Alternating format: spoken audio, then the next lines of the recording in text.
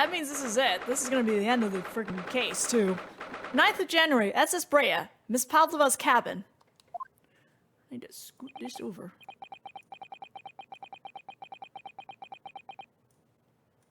Alright, give me 1 second. Somehow the door to the cabin we were in ended up bolted after we made an emergency stop. Sasato-san took a deep breath, then gently slid back the bolt.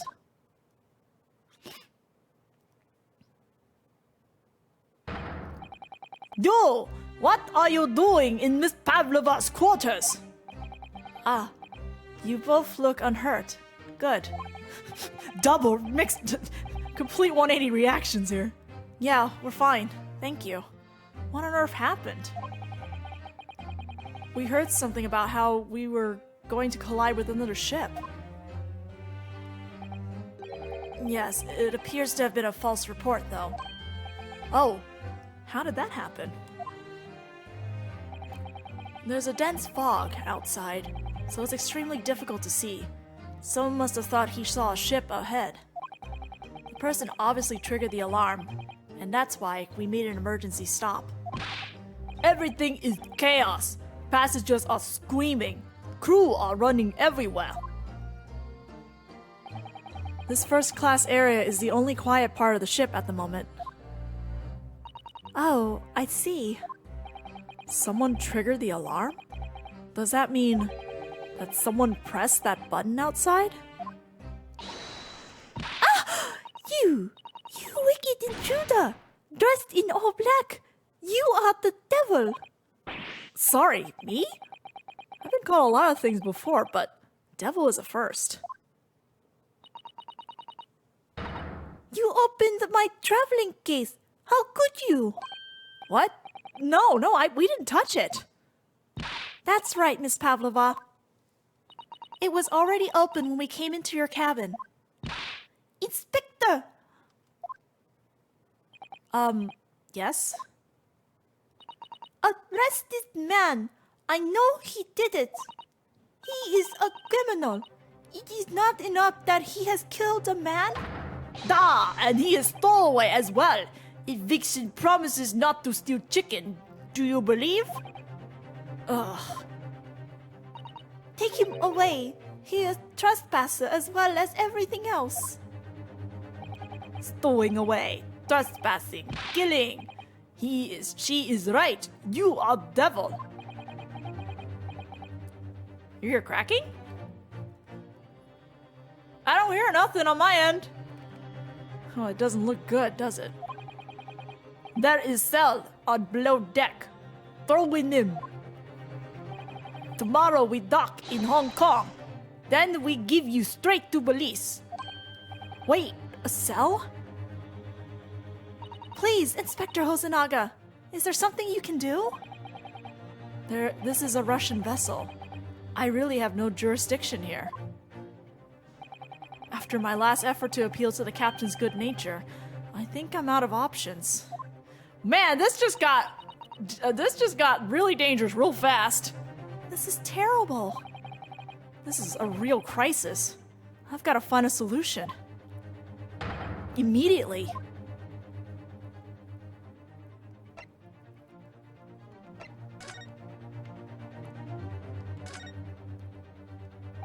Miss Pavlova, can I... Get out! Listen, I'm sorry that we snuck in here without your permission, but... Get out now! We just need to investigate in here to help understand... The Russian word for get out, I'm assuming. Ugh, it's no use. She's not going to listen. I need to find someone who will... This guy ain't gonna listen, but we're gonna select him anyway. Please, just give me a little more time. I do nothing for you, except show you way to ship's prison cell. Ugh, thanks, but no thanks. But I'm innocent. I didn't kill anyone. And trespassing? And stowing away? Well, you know, sometimes life can lead you down some unusual avenues, and, well... Enough! You are guilty! Ship cell is only place fit for you.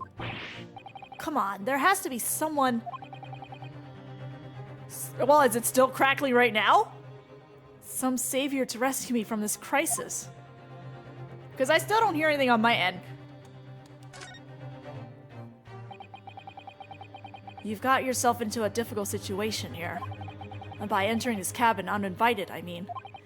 It's more or less the case of, as long as it's not crackling anymore right now, then we're not gonna worry about it. Sorry, I was just so desperate to find a clue. I'm afraid there's really nothing more I can do to help you. If I push my luck any further, a punch to the face will be the least of my worries. I'm really sorry. Yep, it is that time. Very shortly. I have to take responsibility for giving you the freedom to investigate Miss Pavlova's cabin. Now this has happened. I'll have to report to the captain at once. I really need some help here. I need a savior to rescue me from this crisis. Please consider who his savior is right now. He's just hanging out. It's fine. It's fine. What the? What are you doing up there? With the tiara, Mr. Sholmes. Surprise! Naturally, I was analyzing what a weight of 20,000 rubles feels like on one's head. Oh, shut up. Have I not told you that as a detective, it is my business to know what other people do? This isn't merely tomfoolery, my boy. Oh, no. Well, why were you hanging from that hook before then? Isn't it obvious? To properly assess the weight of the 20,000 rupees, naturally. I wish to determine if it would bend that conceited-looking hook on the wall, so full of brag and bounce. Ugh, I never know whether to take this man seriously or not. You again. The great detective. Ah, Inspector, I confess I've been looking for you. I have something to report to you most urgently. Well, you might try looking for me somewhere other than a hook on the wall next time. What is to report? Speak. An urgent report from a great detective can mean but one thing. Yes. The case of the curious murder that took place last night, here on this vessel, the steamship Buria, has been solved. By me, naturally. What? Really? Yes, I have eliminated all other possibilities. No other explanations exist. So, allow me to illuminate all your minds. For I am about to reveal my great detective's greatly admired great deductions to the case.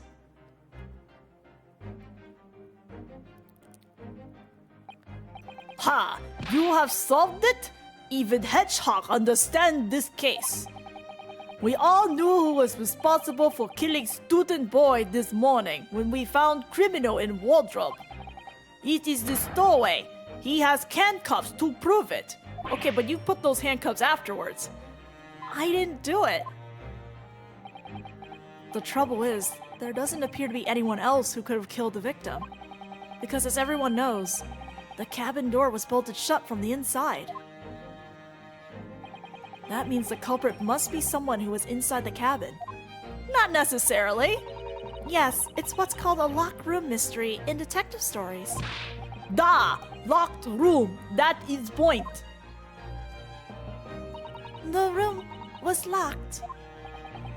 Well, I can't deny that. There's no way the bolt could have been drawn across from outside the cabin. You are all quite mistaken. The cabin next door is not so-called locked room at all. What?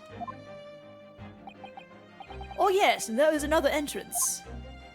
An entrance used last night by the culprit in order to gain access to the cabin, despite the bolted door. What other entrance? We never discovered one. Well, it gapes open-mouthed at you even as we speak. The ventilator, man. The ventilator? You think this is funny? I cannot even put my arm through that hole. That's because your arms are as thick as tree trunks. Oh, I hear the crackling, but it's gonna go in a bit. You're suggesting that the culprit entered and left the victim cabin through that tiny opening? It's not possible. What if it's an animal? Ah, but it is. And last night, the victim even witnessed an intruder in the act of passing through the ventilator. Mr. Sholmes, do you mean... Are you referring to the words Kazuma-sama wrote in his diary? 1:23 a.m. I can hear a faint whistling sound. 1:35 a.m. What looks like some sort of speckled band is dangling from the ventilator grill. Precisely, my dear madam. But what does it mean? What is this speckled band? The answer to that particular conundrum is in this very cabin.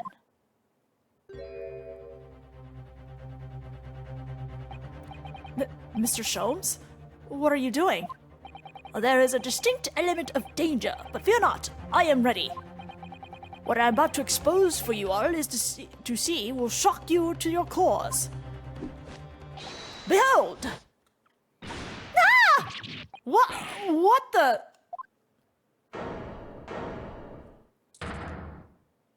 Surprise?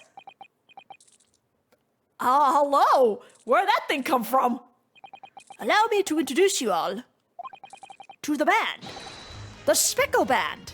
That's not even speckled. A snake? Indubitably. It's not speckled, though.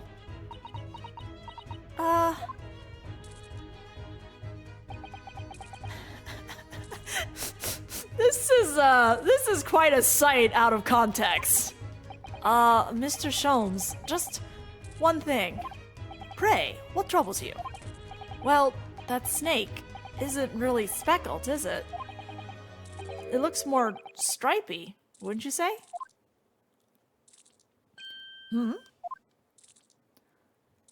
Yes, you're right. I think in this case, you'd have to call it the striped band, wouldn't you? Oh.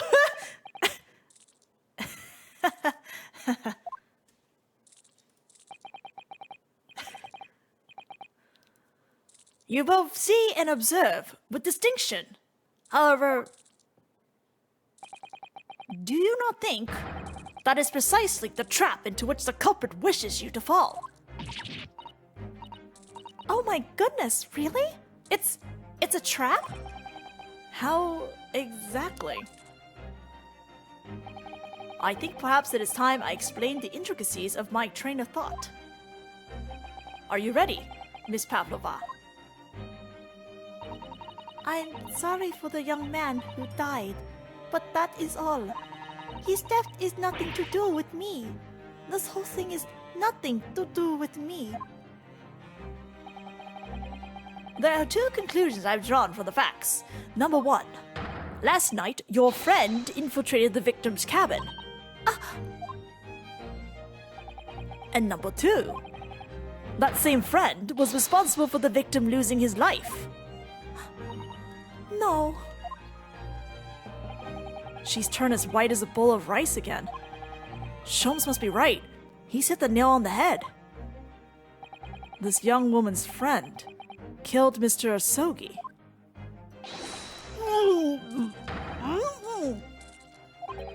It looks like he can't speak with that snake coiled around his head. I would advise a little movement as little movement as possible, Seaman. You wouldn't want the fangs of that long friend in your neck. So, everyone, let us begin. Sherlock Sholmes is proud to present his Logic and Reasoning Spectacular. Here we go again! The Great Deduction.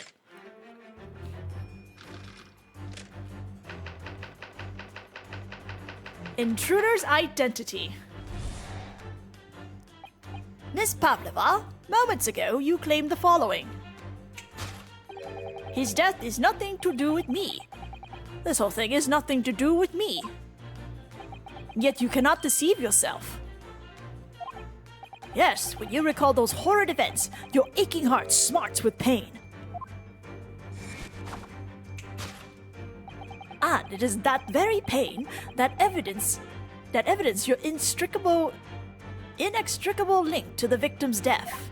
So we ask, what was the nature of this intruder that stole into the victim's cabin on that portentous night? Why are we using big words today? Why, naturally, it was the friend with which you boarded this vessel, was it not? Ah, as I suspected. Another telltale glance. Without doubt, your friend is the writhing servant we see before us. And yet, that fact leaves us in a quandary. The snake! The victim's written observation on the night in question tell of a speckled band, whereas regrettably, this specimen's markings do not fit that description in any way. What explanation can we give, then, pray? What was this sight that fell upon the victim's eyes last night, and she just took something out of her pocket? No, don't look at me. This has nothing to do with any of this. Oh, but it does. You have the answer to this quandary even now, hidden behind your back. Yes, that which you are trying, but failing to conceal, can only be the snake's sloughed skin. Evidently, after the subtle and horrible crime, this most deadly friend of yours shed its original skin, no? I don't know what you are talking about. Last night, through the ventilator visible in this cabin, last night, through the ventilator visible in this cabin, your then speckled friend slithered next door. Using the bell cord on the other side as a bridge, the serpent silently descended into the victim's quarters. In the dim light, it appeared to the young gentleman who was about to lose his life as a speckled band. In summary, the nature of this friend of yours, which last night infiltrated the scene of the crime,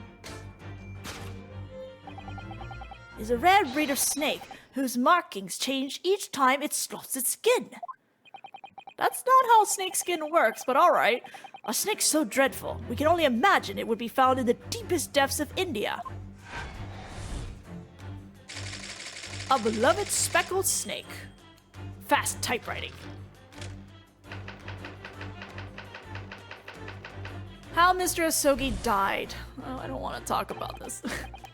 Moving on, we come to the heart of the matter, the grim demise of the victim.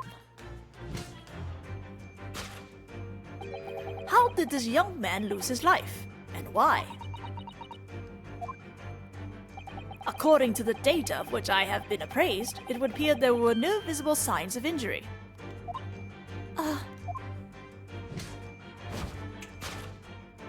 In fact, the circumstances of the victim's death can only be explained by a terrible venom. But poison wasn't found, Sholmes. Now, if we take that as fact, we can reasonably imagine that there remains evidence to affirm it at the scene of the crime. Oh no. Could there be? Yes, an examination of the deceased body will prove the cause of death conclusively. The almost, but not quite, imperceptible puncture wounds left by the venomous fangs will seal the truth. Yes, the vestiges of the snakebite delivered by your terrifying friend.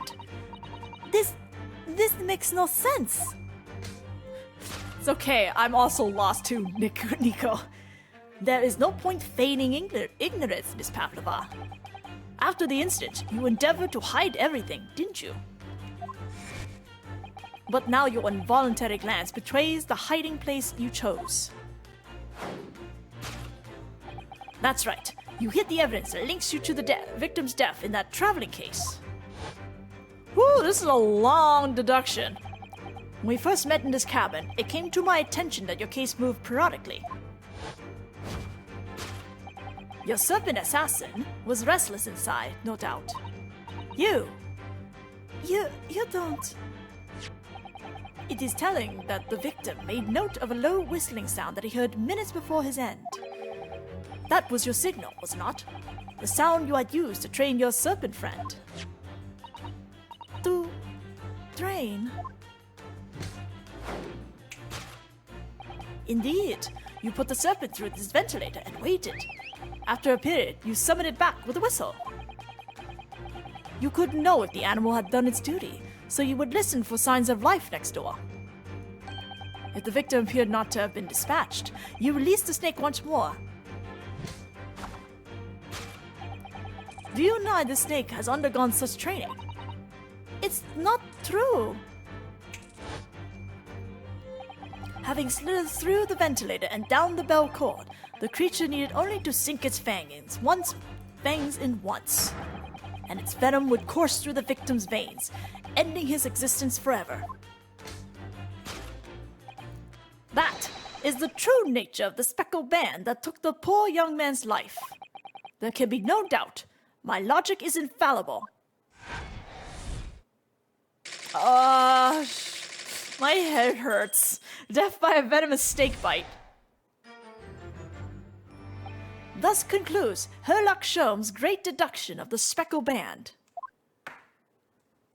Oh my god.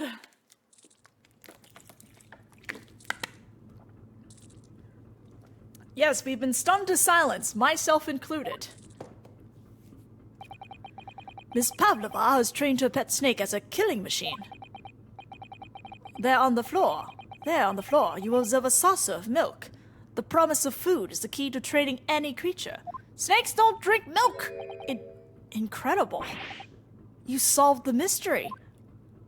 Naruhodo! Amazing. Your great deduction really lives up to its name.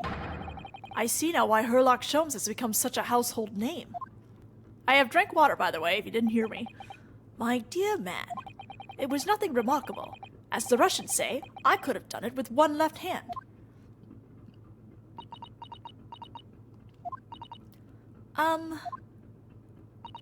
Could I venture an opinion, Mr. Sholmes? But of course. What's on your mind? It's just about your deduction before. Some things don't quite make sense to me. I welcome questions as to my method, and will answer both loudly and proudly. Oh, well, good. First of all, snakes are egg-laying creatures, part of the reptile family. Man, Sasato's book is just full of so many random facts, doesn't it? You are well informed, madam. Unlike you, Sherlock. And reptiles, don't drink milk. Ah. It's really only mammals that like to drink milk, you see. So, I'm not sure it would be possible to train a snake using milk as a reward. No matter. No doubt Miss Pavlova used some other treat to encourage her pet to do her bidding. Milk was merely an example. The logic holds. Well, there is something else. Snakes have no ears. Ah. Yes, so I'm not sure it would really be possible to signal to a snake by whistling. But madam, what of the tales from Arabia? Have you not heard of snakes that dance to the sounds of a flute? I think perhaps the performers play their music in time with the snake's natural movements. Oh, I see. No hands, no feet, no ears. These creatures are so inept as to be practically useless. Sholmes! Don't take it out on the snakes, Mr. Sholmes. There is one other thing. You have more? Snakes use the scales on their bellies to propel themselves. So, I'm not really sure that a snake could manage to climb up a flat bell cord like the ones in these cabins. Then it should try harder. Try hard? Sholmes, please, don't be angry with me, Mr. Sholmes. The point is, even if the snake had gone through the ventilator to the next door cabin, it couldn't have come back without help. What I'm trying to say is that there are a number of reasons why it's difficult to imagine the snake could have had a part in this. Without any deductioning, Cesaro just destroyed him with his snake logic.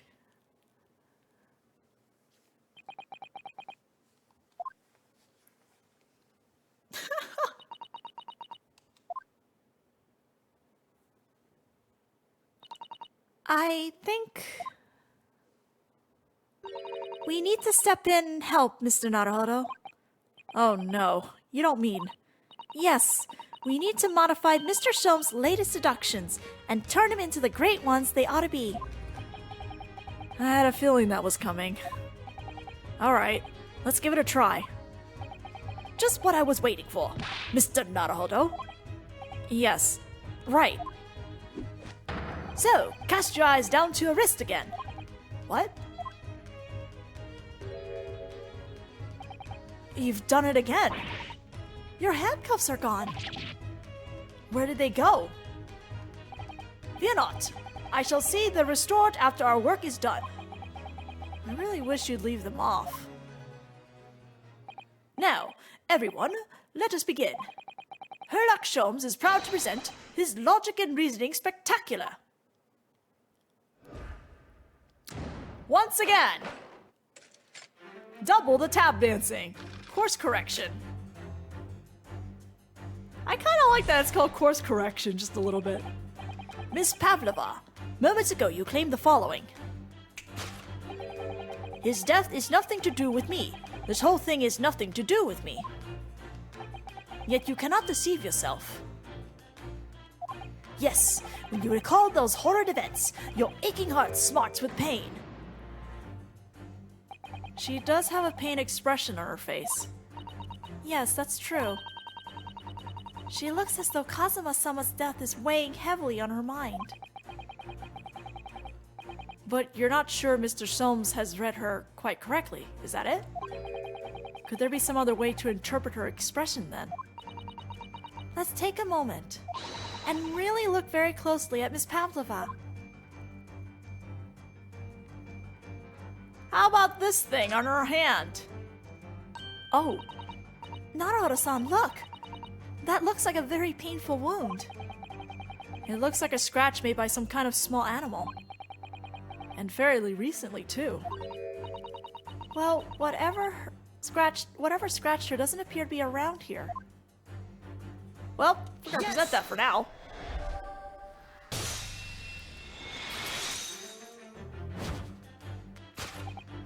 Yes, when you recall those horrid events, that claw scratch smarts with pain. Indeed, and simple observation reveals that the wound is fresh. Miss Pavlova, did you in fact receive that scratch sometime last night?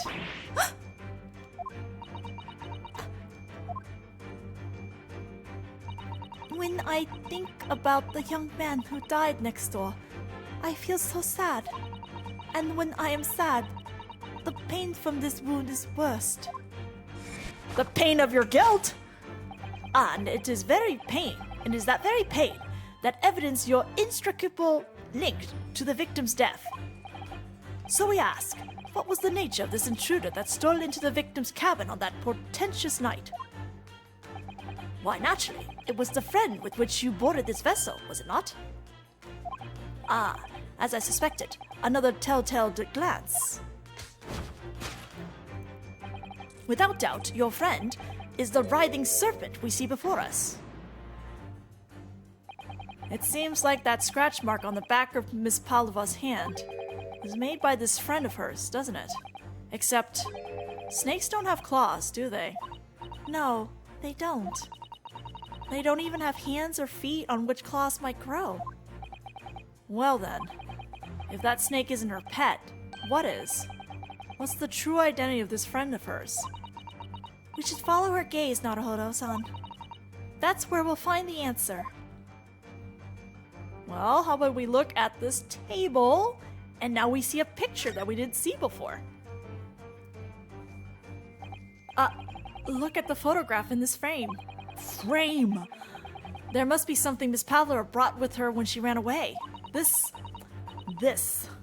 She is exceptionally beautiful, isn't she? The cat is really cute, too. Yes, that's true, but personally, it's the little black creature she's holding that's caught my eye. Maybe we better take a closer look at this. Look at the little cat Miss Pavlova's cuddling here. Oh, what a cute little kitten. It could vie with you, couldn't it, Naruto-san? For the blackest outfit. A black kitten. And from the looks of this picture, at least, Miss Pavlova seems very attached to it. Let's present it!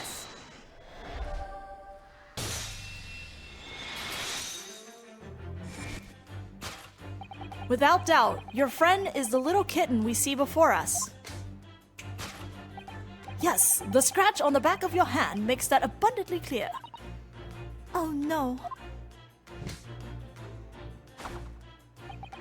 The whereabouts of this black kitten isn't clear, but what is clear is that you brought the animal with you when you ran away, didn't you?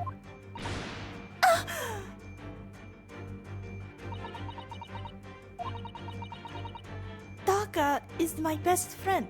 Darka. Okay, that works. I mean, her Japanese name was Blackie. I couldn't leave her behind. Darka would appear to be a Russian blue. And yet, that fact leaves us in a quandary. The victim's written observation on the night in question tell of a speckled band, whereas, regrettably, we're still on the snake. No, we're on the cat. Okay. this specimen's markings do not fit that description in any way. God, I love how the adjustments are happening like real time. What explanation can we give, then, pray? What was this sight that fell upon the victim's eyes last night? No, don't look at me. This has nothing to do with any of this. Oh, but it does. You have the answer to this quandary even now, hidden behind your back. Yes, that which you are trying, but failing to conceal, can only be the snake's sloth skin. Did you see that? She just took something out of her pocket and hid it behind her back. If she just left it in her pocket, no one would have ever known. Oh, yes. Ploys like that are Mr. Stone's specialty. He's ever so cleverly forced her to reveal something. I thought deduction was his specialty. Or making me believe that was a ploy too. Ooh, that's a good point. Good line. Ow. Anyway, I find it hard to believe that's the skin of a snake. In which case, just what is Miss Pavlova hiding behind her back? Let's turn her around. Boop-a-doo. Well, it is speckled, and it is a band, but what is it? It seems to be soft and fluffy, a long piece of cloth of sort. And that looks like a handle at the end. I think it may be a cat's toy. This sort is common in the West, apparently. Hello, Carmen! How is that a toy for cats? Cats like to chase the band around and paw at it. Kittens in particular love that sort of play. You only need to wave it in front of them, and they pounce to catch it. Huh, that sounds positively adorable. Oh! Remember, kids, Naruto likes cute things. Yes!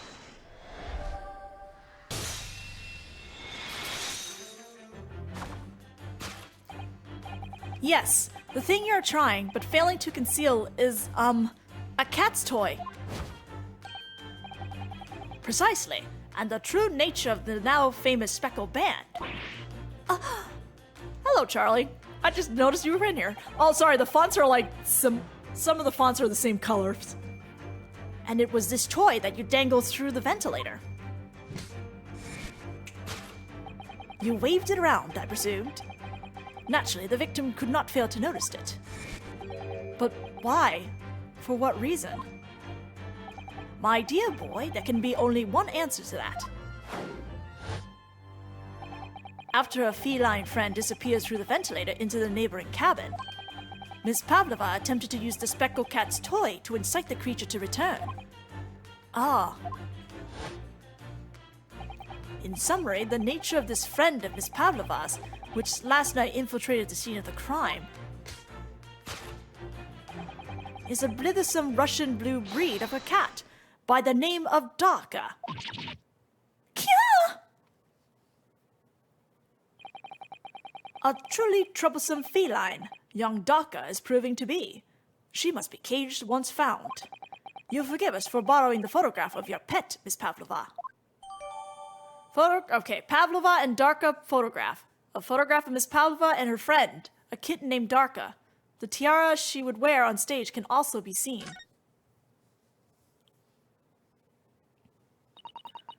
It was after I gave her her food last night. That's when it happened. She scratched the back of my hand and then ran up the bell cord. Before I could do anything, she had disappeared through the ventilator. Darka, she is so naughty. But you love her so dearly. The beloved kid. Oh my god, that was still just the first topic. Holy crap. I thought we were already on the second for some reason. Oh. Moving on, we come to the heart of the matter, the grim demise of the victim. Ugh. How did this young man lose his life, and why?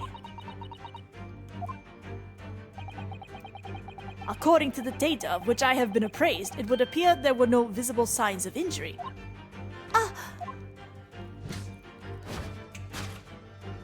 In fact, the circumstances of the victim's death can only be explained by a terrible venom.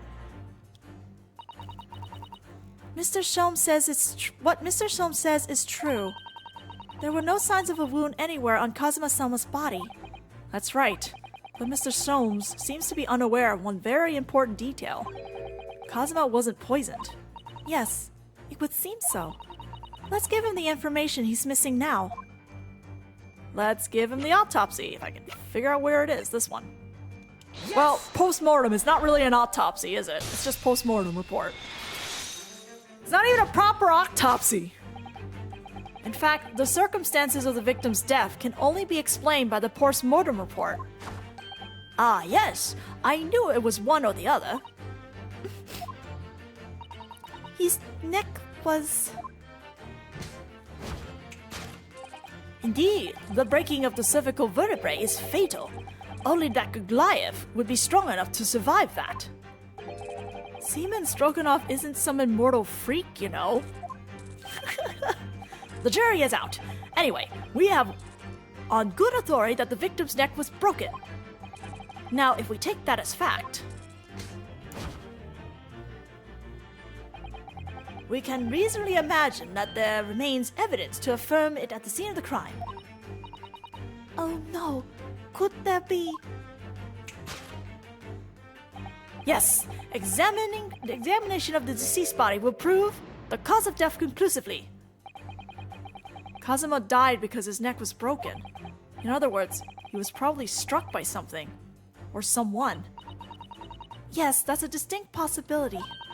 As of yet, no weapon has been found, though. Presumably, Darka didn't suddenly creep up behind Kazuma and deal him a fatal blow. I suppose it's possible that he had a fall and hit the ground awkwardly. It could have been a terrible act of misfortune that he broke his neck completely by accident. And that's what makes his death more tragic, that it could potentially be an accident. Oh, yes, a bad fall could explain it. It's rather hard to believe of Kazuma-sama, though. He wasn't a clumsy man. Well, we need to fix the seduction somehow. Is there anything from the scene that could explain what happened? Yes, there is. This. Yes!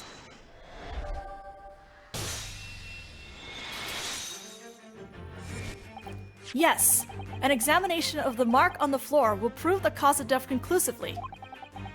This particular mark, so prominently visible next to the victim's body, is a deposit of shoe polish. Oh, I love how they're also in, like, Sierra...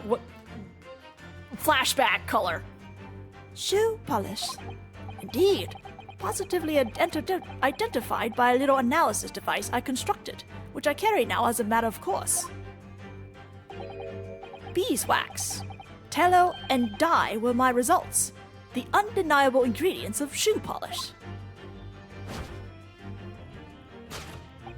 And the color of the polish is a perfect match to the color of Mr. Asogi's lace leather shoes. Naruto was having fun, despite the fact that we're talking about his best friend's death. Looking at this mark, it's not hard to imagine what happened. For some reason, Mr. Asogi must have caught his foot at that point on the floor and tripped. Please, no. And, by a dreadful turn of misfortune, caught his neck against some immovable object as he fell to the floor. Suffering a fatal blow to the spine, the victim's vertebrae shattered, and in that instant, he lost his life. No! I shall drink after this deduction. I don't know. I don't know anything about this. Is that really true, Miss Pavlova?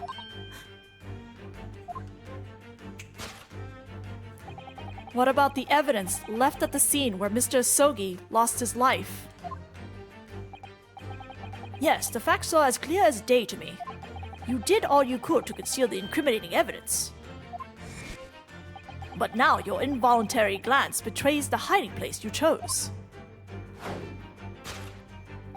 That's right, you hid the evidence that links you to the victim's death in that traveling case. I don't believe it. Kazuma-sama merely tripped over and now he's no more? It can't be true. I refuse to accept it. I know it's hard to believe, but the mark on the floor does seem to suggest that's what happened. But...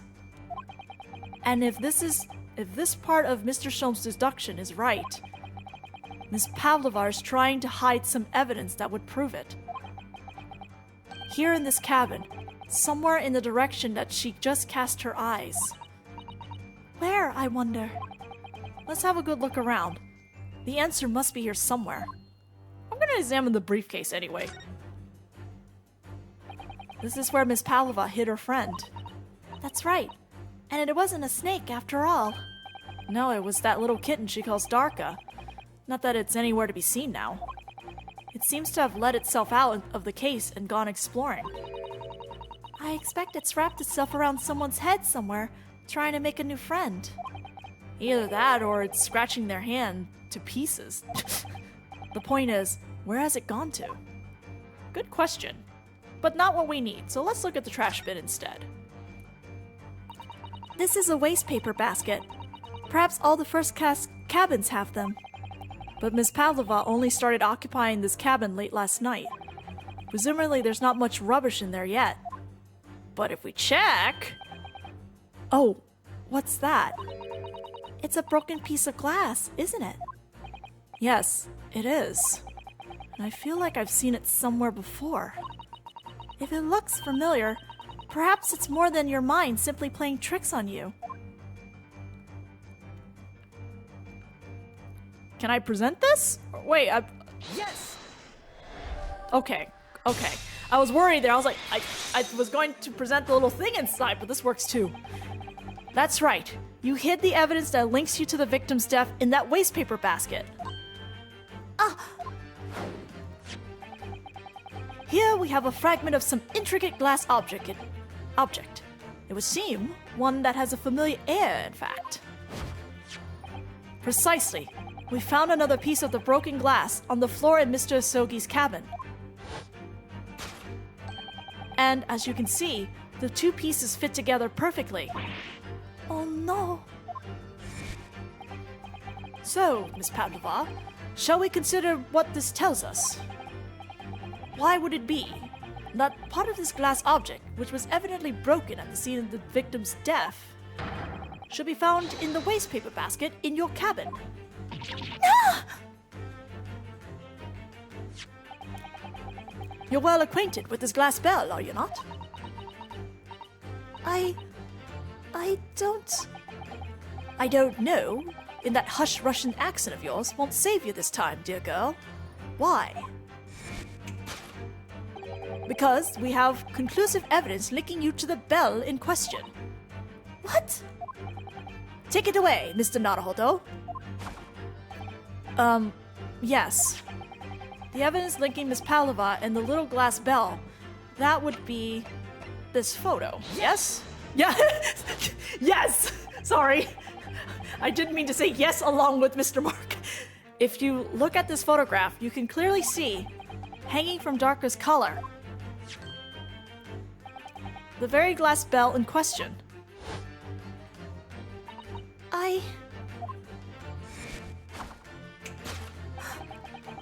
The truth has caught up with you, Miss Pavlova. The young man who lost his life last night did so after a truly inauspicious fall. And the cause of that fateful stumble. God, look at these two. Your absent feline, Darka. Damage.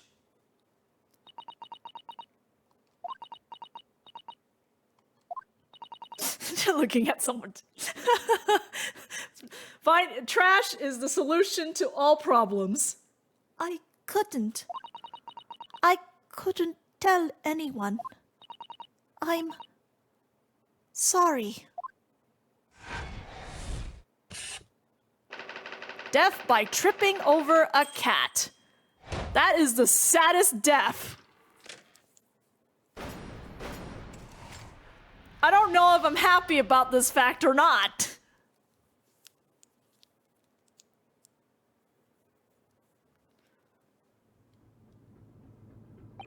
Why don't you tell us now, Miss Pavlova? Tell us exactly what happened last night.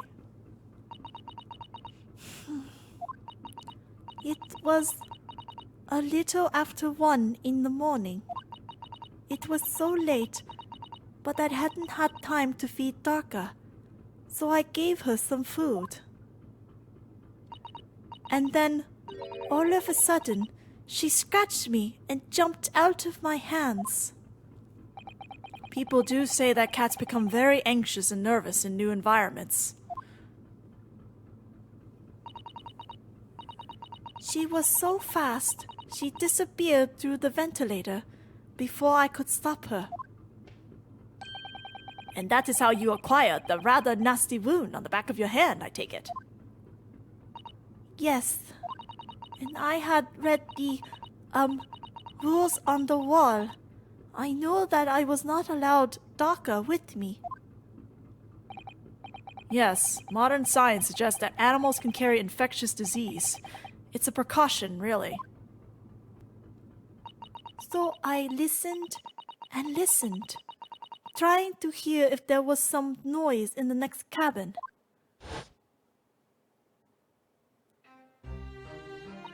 It was very quiet. I was sure if someone was there, he must be sleeping. So at that point, you thought it safe to try to lure the kitten back again. By dangling the end of the toy through the ventilator and into the adjoining cabin. Darka always loves this toy, but it didn't work. Nothing worked. I tried using her favorite toy. I tried whistling to her softly, but nothing. She didn't return. So the faint whistling sound Cosmo wrote about in his diary was Miss Pavlova trying to retrieve her pet. Cats have a propensity to remain hidden in the shadows when frightened.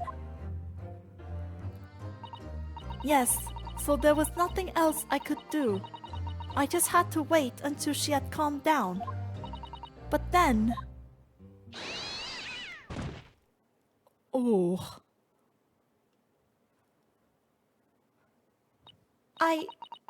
I nearly passed out with shock. I heard her cry out and then... Oh, it was such a dreadful bang. Then afterwards, nothing. It was totally silent. Kazuma was...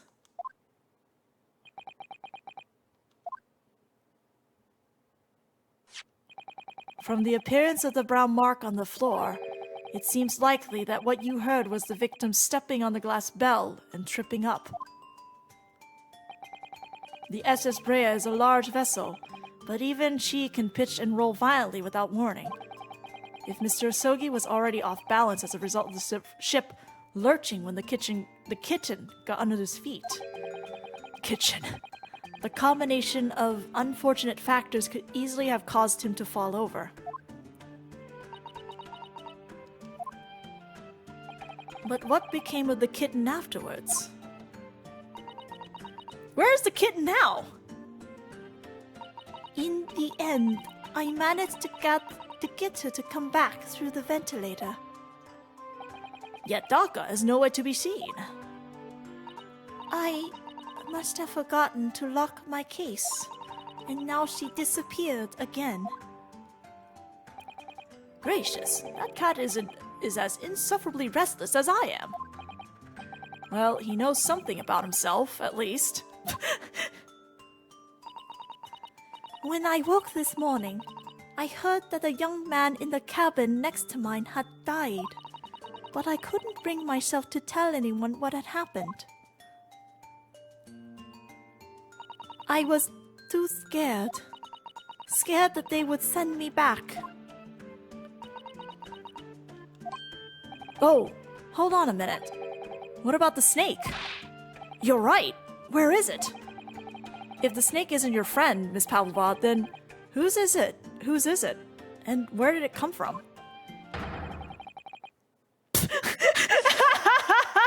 What on earth is such a dangerous creature doing on board this ship?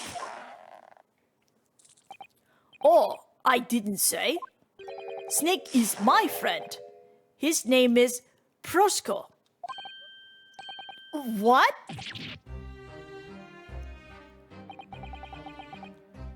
That snake belongs to you? So much for following the rules. He escaped from cage when emergency alarm sounded. I was looking for him. I did not expect to find him in here. Maybe the cat ran away because of the snake being in here. Yeah, how did that snake get into this cabin? But animals are not permitted on board. We are at sea for 1 year. You want to be so long without close friend? Without someone who understands? Couldn't you find someone a little more human who understands you better? But my dear burly fellow, a gargantuan venomous snake. Surely you can appreciate the danger you're putting everyone in. No venom. Prosko does not have venom. He is armless, very long but very gentle. He is adorable, like Granny. Like Granny. It's venomless.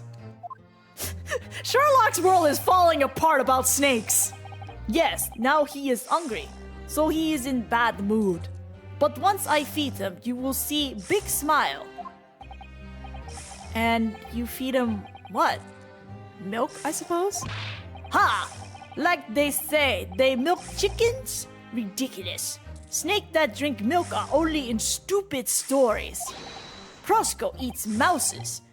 Big, fat, round mouses. Oh, so is that what that mousetrap in the passageway out there was for?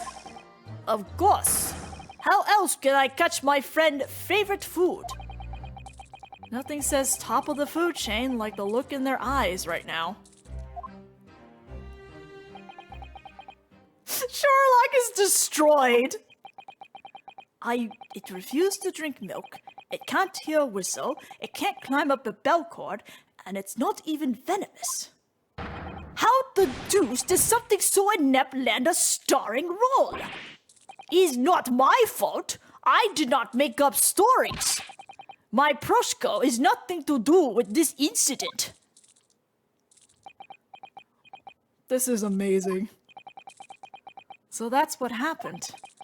That's the truth behind my best friend's tragic death.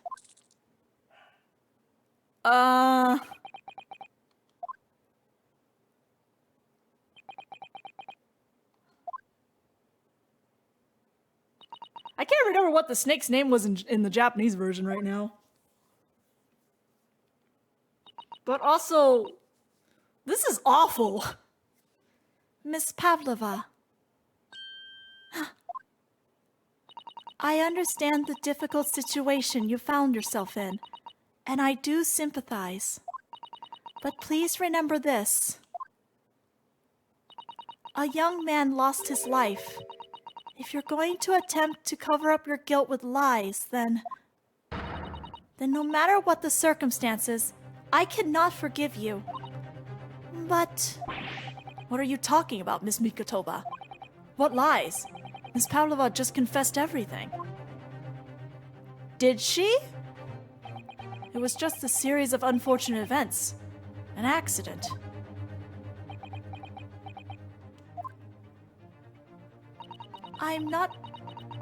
I'm no great detective like Mr. Sholmes. I don't have a gift for knowing the truth. But even I can see that was not the truth. Don't you agree, Mr. Naruhodo? To be perfectly honest, yes. There's a discrepancy in Miss Pavlova's story. I'm not sure of it. I'm sure of it. I just can't quite put my finger on it.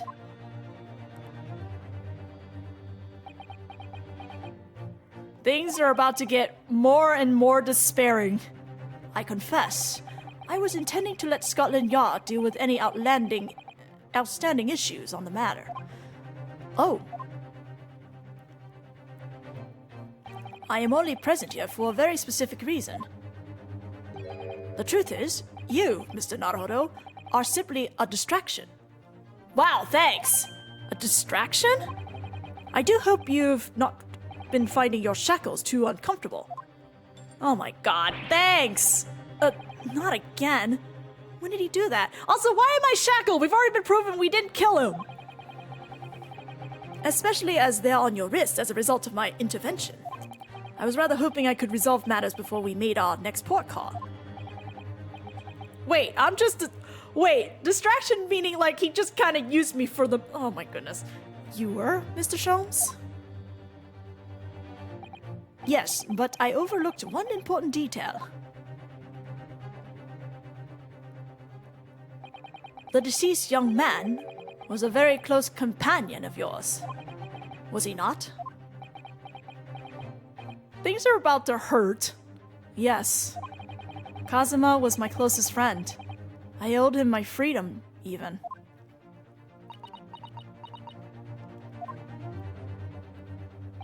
In that case, we must follow this to its conclusion. No further distractions. You must uncover the real truth here, Mr. Naruhodo. Yes, wherever that may be. The key to this is a discrepancy in Miss Pavlova's story, I'm sure. If I can chase that down, maybe the truth will become clear. The truth about how you really died. About how that scene in your cabin really came to be.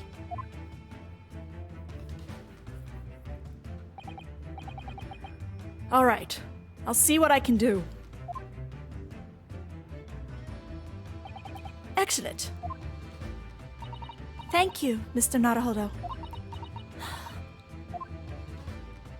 So then, shall we begin? Yes. What should we ponder first? Is the victim who lost his life in a cabin that was bolted shut from the inside? Was this truly an unfortunate accident? Or was it in fact no accident at all? That is what we must establish in the first instance. But we've already established it, haven't we? The man tripped over the kitten that had climbed into his cabin via the ventilator. Tragic, yes, but still an accident. Hold it! Wait, let's just take a step back. It doesn't make sense if that's really what happened, does it?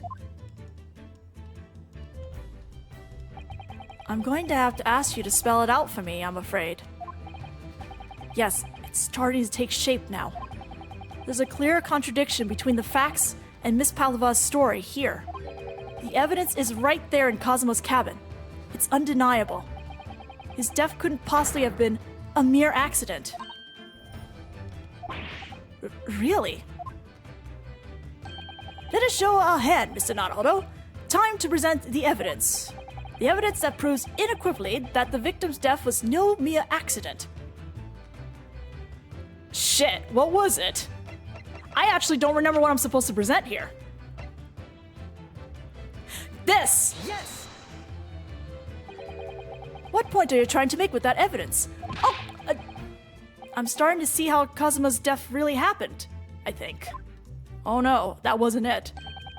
I think that you are starting to see nothing of the sort. And that was the evidence to prove it. Ugh.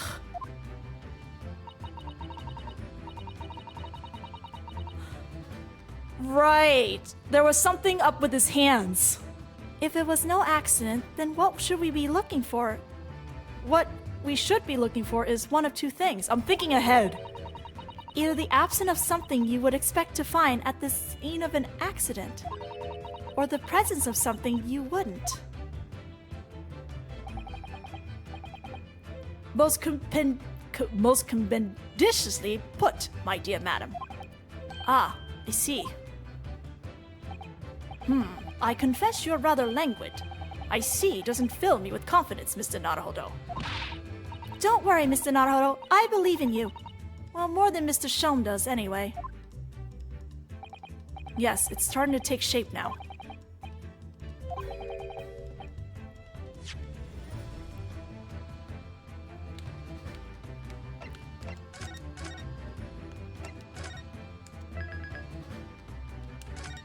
It's very cryptic here.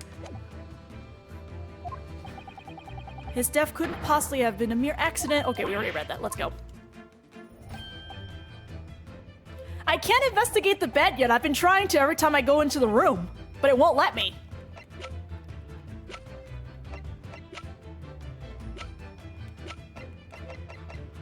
Yes! The truth is clearly recorded in this photographic print. There's no way that Mr. Asogi could have left this message on the floor. That script. It's Russian, isn't it? Indeed it is. The word written means wardrobe. I see what you mean. Most people would leave a dying message in their native language. Japanese in this case. But maybe he was studying Russian. Yeah, I'm taking too far ahead. My bad. It's a simple language. He could have picked it up very fast. That doesn't seem likely. That's actually not the point. It makes no difference whether he knew Russian or not. Sorry? What do you mean? Exactly what I said before. There is no way that Mr. Asogi could have left this message on the floor. And the reason why is clearly explained in here. Damage to the cervical vertebrae resulting in instant death. Instant death. Ah! Which means, after the victim fell to the floor, he couldn't have possibly written anything, because he was already dead. That's not the only reason either. There's something else we found in Mr. Asogi's cabin. A remnant of something that couldn't possibly have been there, if what Miss Pavlova told us was true. What? So Susato-san has noticed it too then. Putting this message on the floor aside, there's something else that gives the truth away. Another piece of evidence that proves this was no accident. In other words... Holy crap, I'm actually not sure what I'm presenting here. This?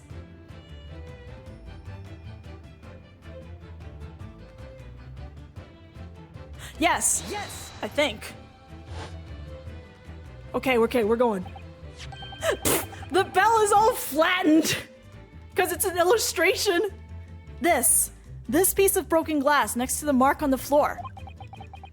But that's the glass bell the kitten had around its neck. We already know all about that. But there's only half of it! It was broken in half when the victim tripped over the cat and fell. So we already have a satisfactory explanation. Where's the flaw in that logic? Unfortunately, there is a very big flaw. A fatal flaw. What? If that's really what happened, then how did one half of the bell end up back here in this cabin? Oh. Yes. Remember that we found the other half of the glass bell in that wastepaper basket. Would you care to explain that, Miss Pavlova? Oh no. Both these pieces of evidence clearly point to the same conclusion. That when Mr. Asogi died last night in his cabin, there was someone else in the room. And that same person deliberately arranged the scene to disguise the truth, in order to cover up his or her own guilt.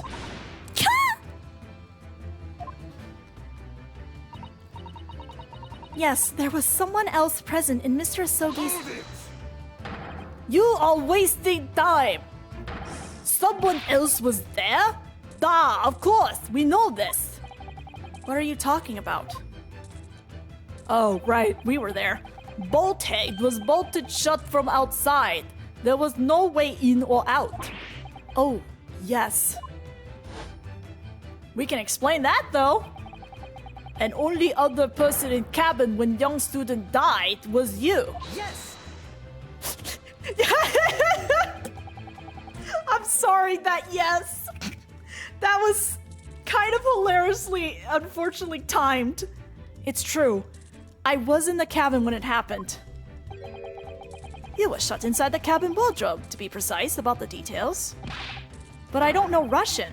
There's no way I would have left that message. Not would have. There's no way you could have left that message, to be precise about the details. Would you mind?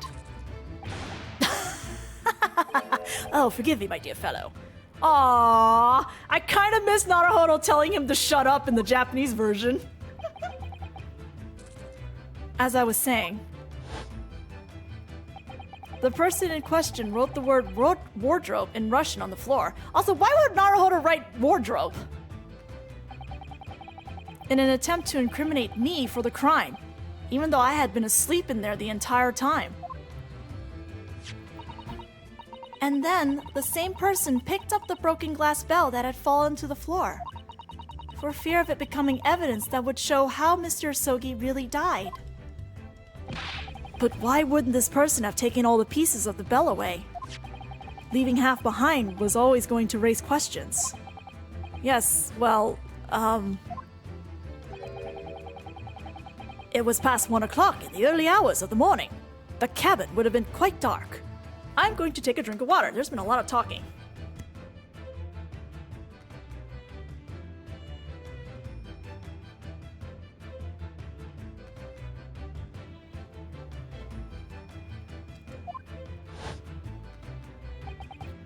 The single small lamp suspended from the ceiling would barely even cast any light onto the floor there. Little wonder, then, that the culprit failed to notice a fragment of the tiny item.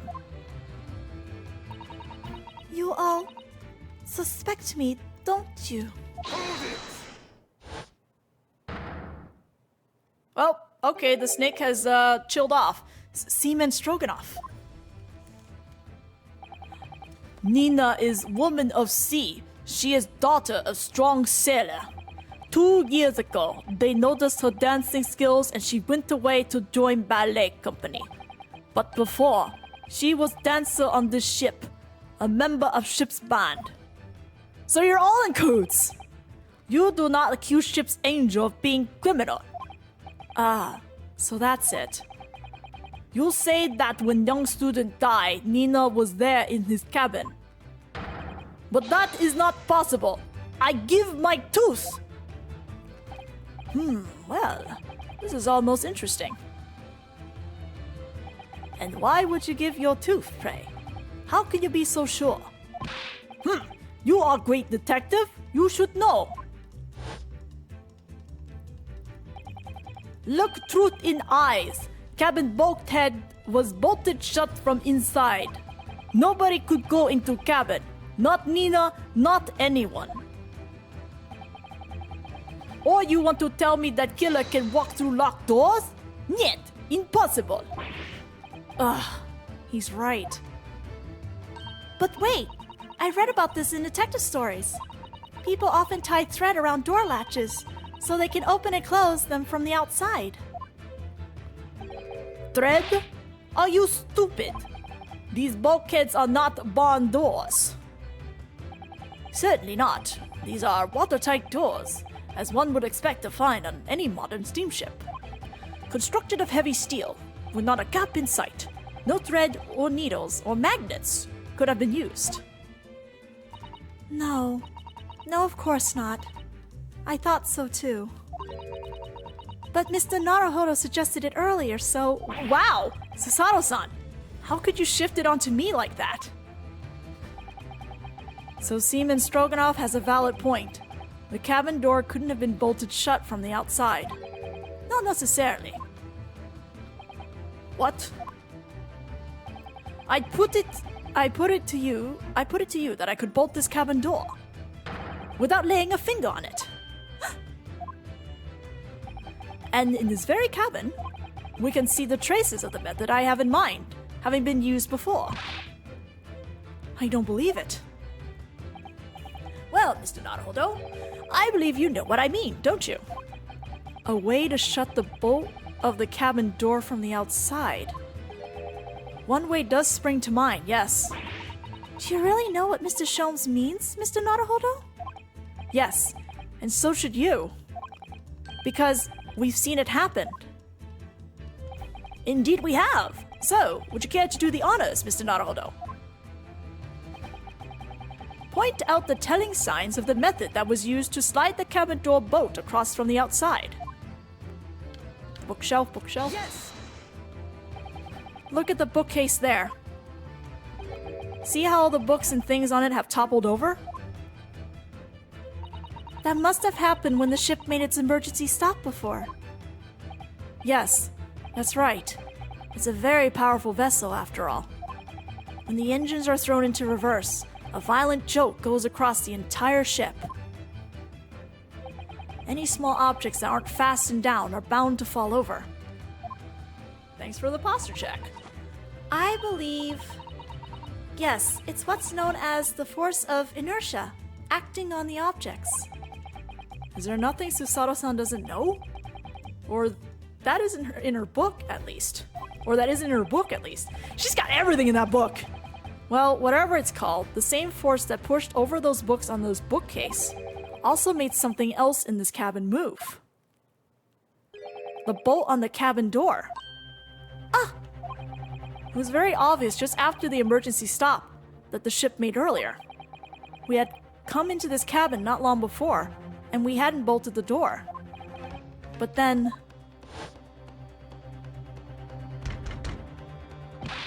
Hello? Is anybody in there? Shout if you need assistance.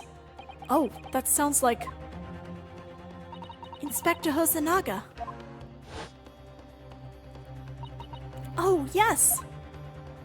That's it! When the ship stopped suddenly, the bolt flew across and locked the door. Yes, it's made of metal, but it's small and light enough to be moved by the ship's sudden change of speed. Or the force of inertia, if you want to call it that.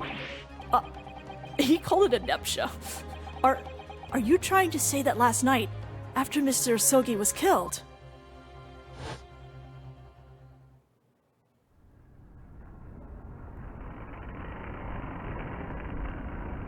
Honestly, I'm surprised the body didn't slide too.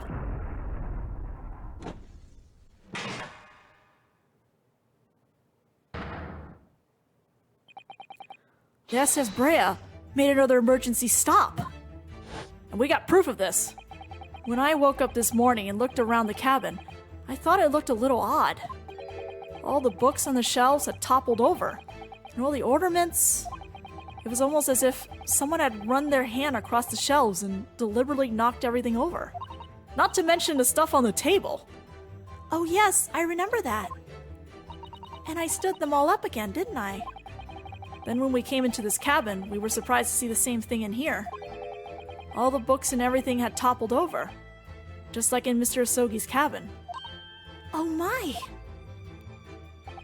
Do you have anything to say about this, Miss Pavlova?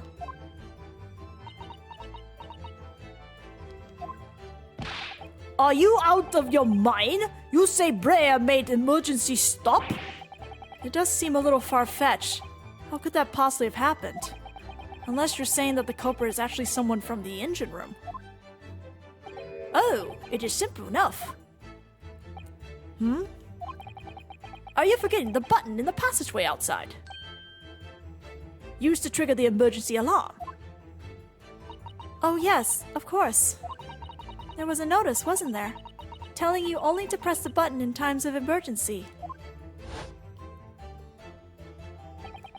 On dark nights when the fog is dense, the captain cannot afford to rely on the eyes of his lookout alone. Hence the placement of a number of buttons around the vessel to allow any crewman to raise the alarm. The sort of button one is almost compelled to press to satisfy one's curiosity. Wait! It was you? When the button is pressed, two things happen in the interest of safety. The emergency alarm bell rings, and the vessel comes to a complete stop. As indeed it did a little earlier today. Sholmes! Is anyone surprised he hit the alarm? No, of course not. Mr. Sholmes, surely it wasn't you who... As I always say, a button has but one purpose in life. To be pressed, whatever the occasion. He sounds almost proud of himself. How dare you mess with ship? Well, I appreciate him messing the ship so we can get to this point. I report you to Captain. You are in much trouble now. Now, I'm sure all that can wait until later. Let us not overlook the fact that we have now learnt a valuable lesson. When the vessel makes an emergency stop, the bolts on the cabin door slide closed. So, what we must now consider... Yes, it all comes down to one thing now. Last night, after what happened to Mr. Asogi, did this ship make an emergency stop, or did it not? You are idiots! Brea is huge ship with many passengers. If we make emergency stop in the middle of night, there would be chaos everywhere. Well, we did just pick up Nina yesterday, didn't we? Last night. What are your thoughts, Mr. Naruhodo? Well, it's certainly possible that some kind of emergency happened last night. We have evidence to support that idea. Really? What evidence, Mr. Naruhodo? Fascinating. Do show us, my good man. What evidence promotes the theory that some emergency gripped this vessel last night? Ship's log. Seaman Stroganoff. It's your duty to patrol the first-class area of the ship. Isn't that right? Da, that is correct. Why? And the ship's log here. This would be where you record the details of your duties. What are you doing with that? That is mine! Ah, you rather carelessly left it atop the little makeshift biru in the passageway out there. But as responsible passengers, we took it into our care with the mind to return it to you later. I left it there on purpose. That is where I put it, always. The point is, looking at what you usually record, it's clear that under normal circumstances, you write the phrase, "nothing to report," every 30 minutes. But from 2 o'clock last night until the first light this morning, nothing was recorded at all. Nothing recorded in the log. That is... because nothing happened. But if nothing happened, you would normally write "nothing to report," wouldn't you? Indeed so. Which tells us that shortly after 2 a.m., something happened here aboard the SS Brea. Something sufficiently significant To make you forget to fill in the ship's log, in fact. Are you suggesting that the ship really did make an emergency stop in the middle of the night? Stop talking rubbish! It's not rubbish, though. If I'm perfectly honest, I find that a little hard to believe myself. Oh? Why? Well, because if something as major as an emergency stop really had happened, surely all of us would have noticed. That's very true. Thanks to the emergency stop we experienced earlier, we all know what it feels like now. The ship lurched so violently, and the alarm bell was so loud.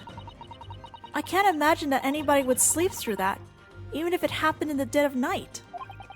Well, no, that's a good point.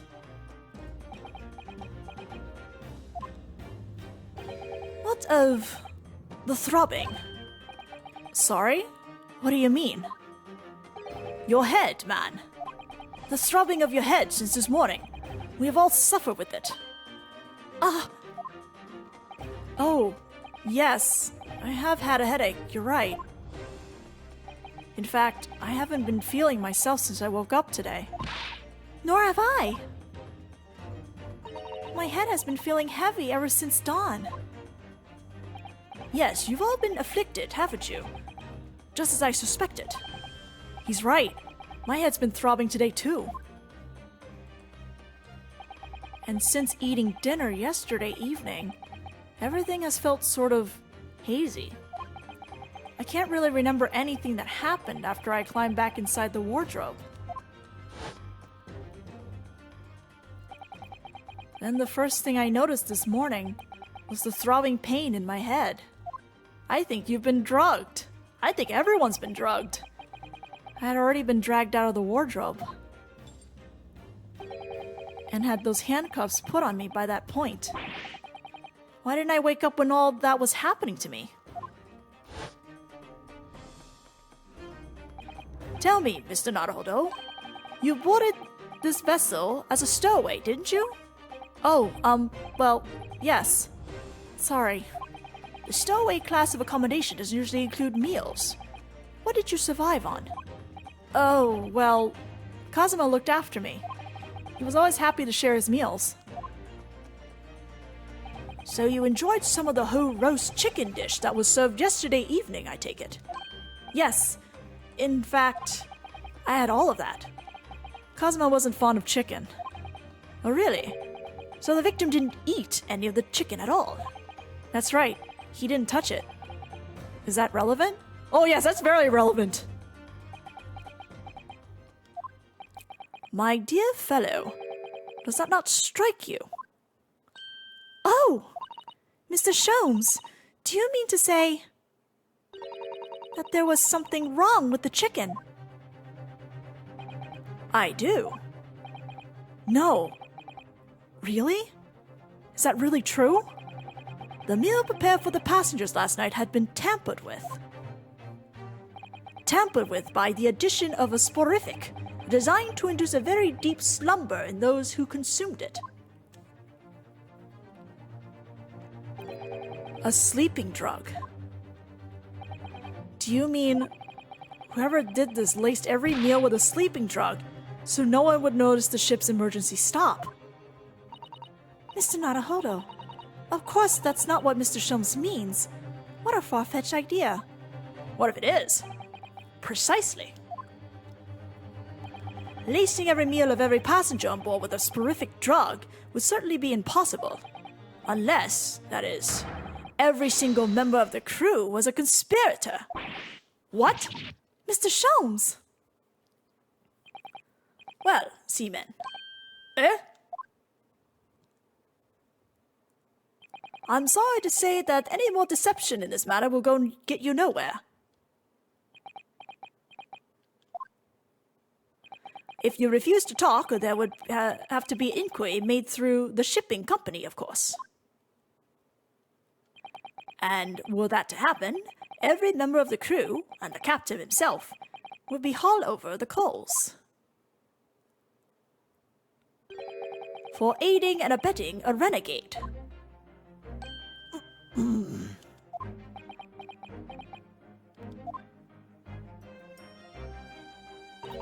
Please, no more. I will tell everything. Eh? I cannot make problems like this for everyone anymore. These crewmen are your former comrades, I believe. Yes. So when I decided to run away, I asked them to help me. We all agreed to help. Everyone together. She threw away everything. Her fame in the ballet. Mother Russia. We wanted to help our angel. I don't believe it. You are right. We put sleeping drug in chicken last night. Yes, I remember now.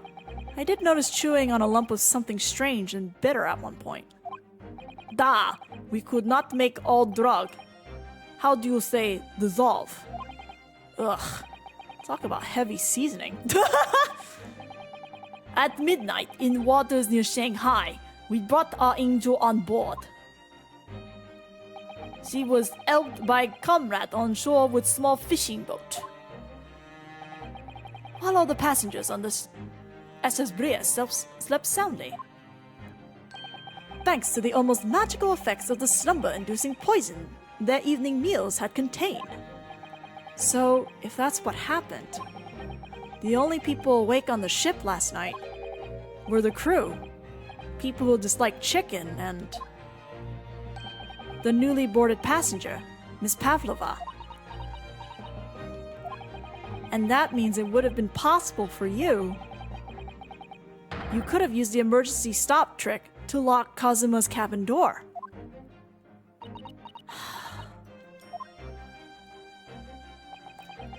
But how does that make sense? Surely every cabin door could have ended up locked in that case, and there would have been complete chaos. Oh, I wouldn't say so. What? Of course. Just like us, all the other passengers would have eaten their evening meal of chicken in their cabins, after which they would have been overwhelmed by tiredness because of the sleeping drug. Quite. And accordingly, all passengers were already in their cabins for the night. Yes. Yeah, who's wandering around at midnight? The overwhelming majority of passengers would habitually sleep with their cabin doors bolted anyway. And so not one of them would have found it remarkable to find the door locked in the morning. In summary, in order to fasten the bolt of the single cabin door on the ship, the culprit brought the entire vessel to an emergency stop in the early hours of the morning.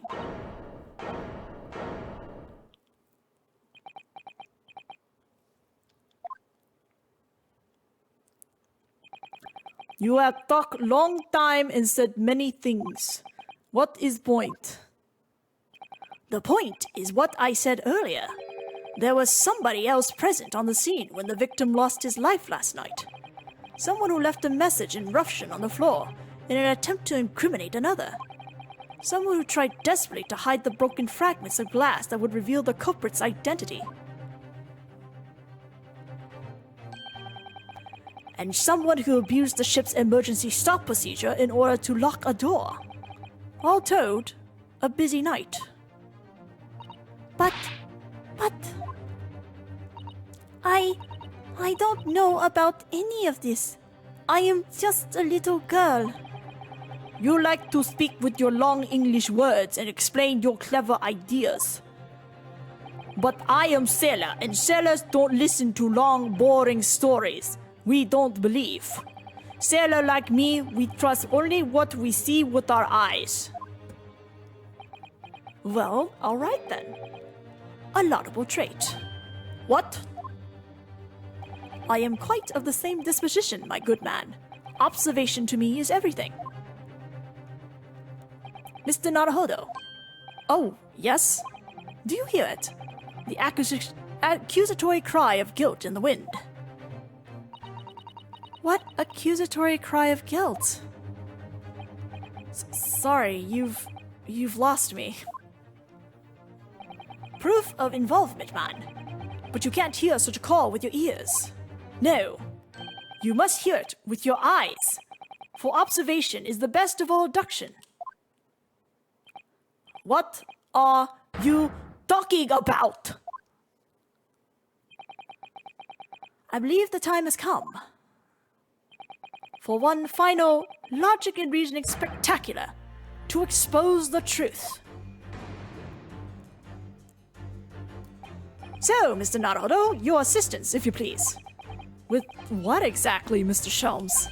With observation, my dear fellow. Just as I said, of these two Perfectionators. Also, this logic and reasoning track is the best. Observation? If you remember, Mr. Naruto, we know that somebody tried to fabricate evidence, don't we? By tampering with the scene of Mr. Asogi's death. What we're looking for is some trace of evidence that one of these two was there when it happened. Precisely. You are delightfully quick to grasp my meaning. Alright, I'll see what I can see. So we're looking for a trace of evidence that shows someone else was there last night when Kazuma died. Let's turn Mr. Stroganoff around. Whee! Look at what he's got on his shirt. Also, I think this is where I can examine the bed. Oh, look at this. I have to examine the bed because that's one of the accolades. It's some kind of stain in an unusual place. Yes, you're right. It looks like ink, if I'm not mistaken. Ink. And look at the color, too. It's clear where this came from. Present it! Yes!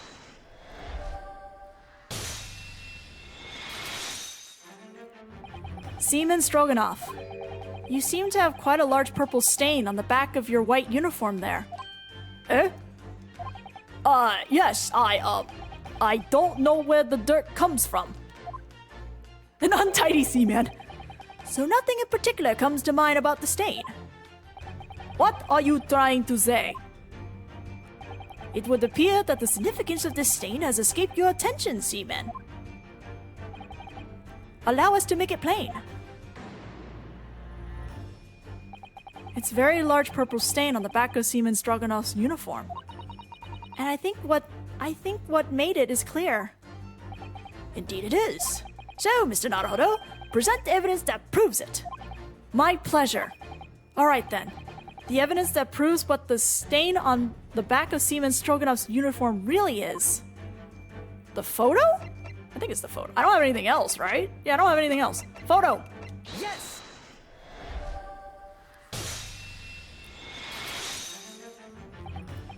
Yes, it's this photograph, and the ink it shows. That's what caused the stain on your uniform. Ink? A rather unusual color of ink.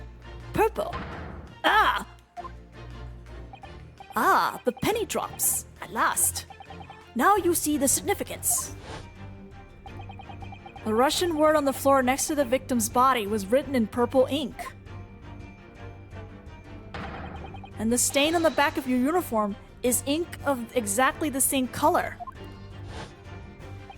If the ink had been dry, it couldn't possibly have stained your uniform in that way. Which means you must have been present in the cabin, in the moments immediately after the ink was split. All right, yes. It was me. I did it. Everything. I arranged everything in dead student's cabin to make it look like wardrobe man did it. Then I pressed button to make Brea do emergency stop and both cabin doors shut. I did everything, so no one would suspect our angel. Beef, please. Don't worry, Angel. Let me do talking. It was after 1 in the morning. I was on duty, patrolling passageway.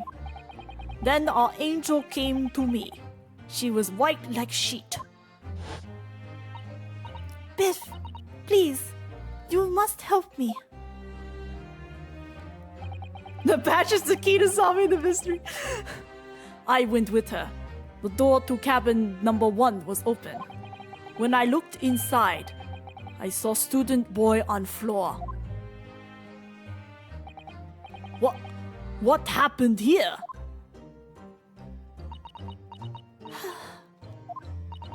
Please, don't tell anyone. My little one. My little furry friend. Everything that happened in cabin is like Angel told you. The kitten escaped through the ventilator into Mr. Asogi's cabin. Then he tripped over it and broke his neck when he fell to the floor? Yes, that is right. So after the incident when the cat ran away, Miss Pavlova then visited the cabin next to hers, only to find its occupant lying lifeless on the floor. She said she was worried when she heard sound of something falling on floor. That's when she went to look. No, Angel?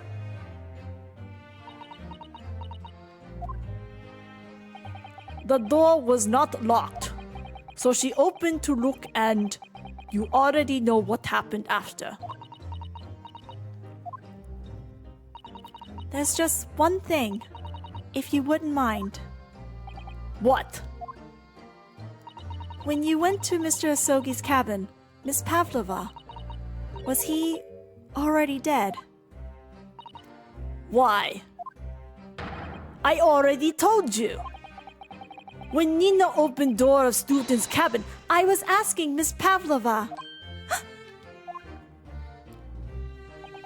Well, Miss Pavlova? Da. Oh. Yes, that is right. She had to pause to think about that. I saw him. It was dark and he was wearing black, but he was on the floor, not moving. I was scared.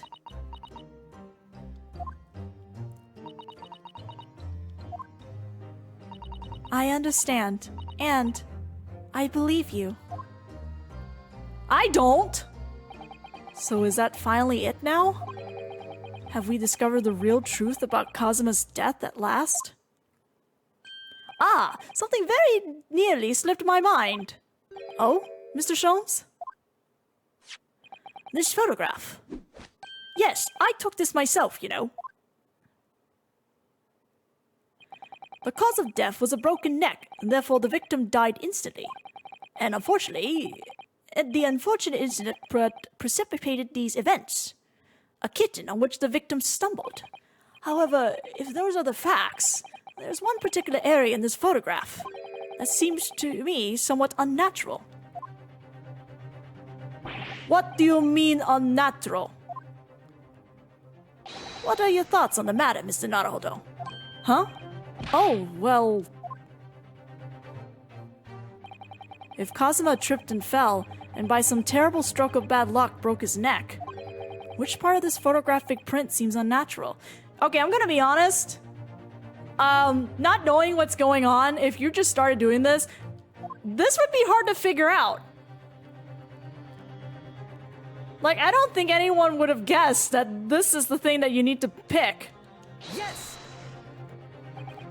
Alright, if he really fell due to an unfortunate accident, then this fist just doesn't seem quite right. I don't think anyone would have guessed the fist, honestly. The exact same thought occurred to me. In a fall, one's instinct is to open the palms flat. Yet, here we see the victim with his left hand tightly balled into a fist. Almost, you might say, as though he were gripping something. What do you mean? Simply that I took the liberty of investigating the victim's fist a short while ago. You did? And what, pray, do you imagine I found there, my dear fellow?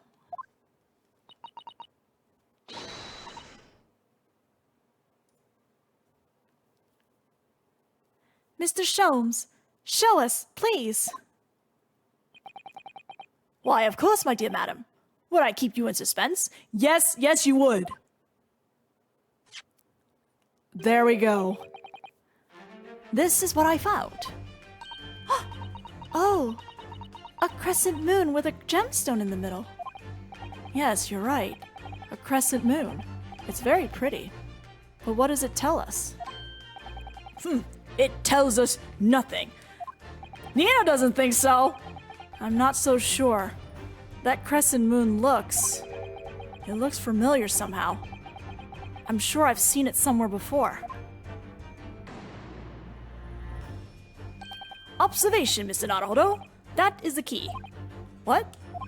The truth is now tantalizingly close. How did that crescent moon come to be in Kazuma's clenched fist? That is the final clue. The final piece of the puzzle. Ask yourself, what does this little crescent moon mean? What significance has it? And observe. Find the answer with your own eyes. Let's look at Nico. Let me look at Thingy.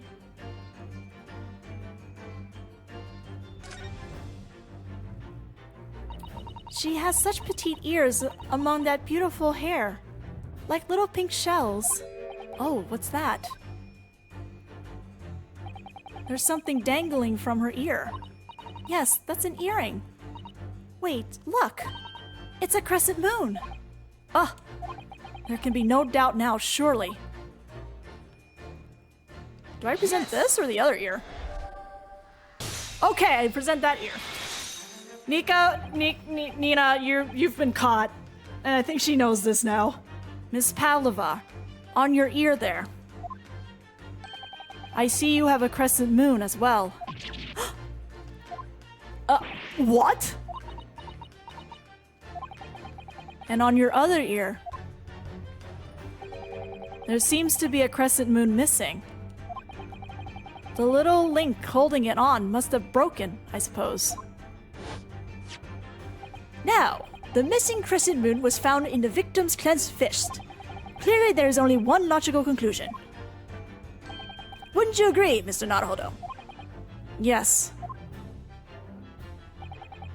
Miss Pavlova, Mr. Asogi must have grasped that crescent moon and pulled it from your ear. Perhaps just moments before he fell to the floor. In other words, last night, in Mr. Asogi's cabin, you witnessed the moment when the victim fell with your own eyes. In fact, you were quite literally at arm's length with him. Sorry, Stroganoff. But then the question is, why did Mr. Asogi do that? Why did he put your earring from your ear and hold it in his clenched fist during his final moments? Oh no. Angel. No one can protect you now. Please, Miss Pavlova, tell us the truth.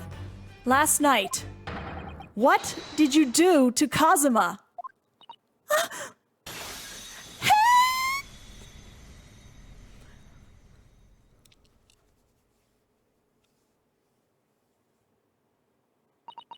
When I think about everything that happened yesterday, it was too much.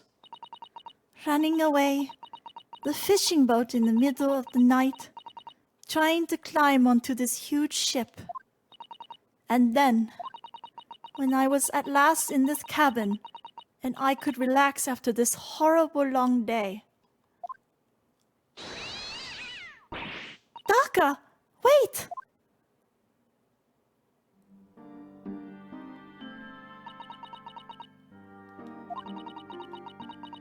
I couldn't believe it when she disappeared through the ventilator. I tried to call her with a little whistle. I tried waving her favorite toy, but nothing worked. Taka would not come back.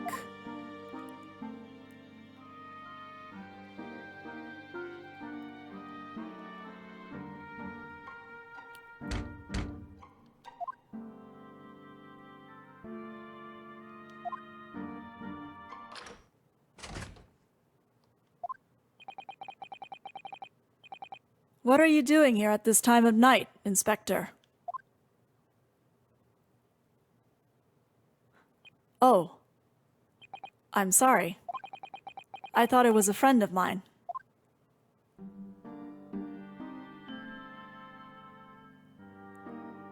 This track is so beautiful, by the way. I guess is a reminiscence track.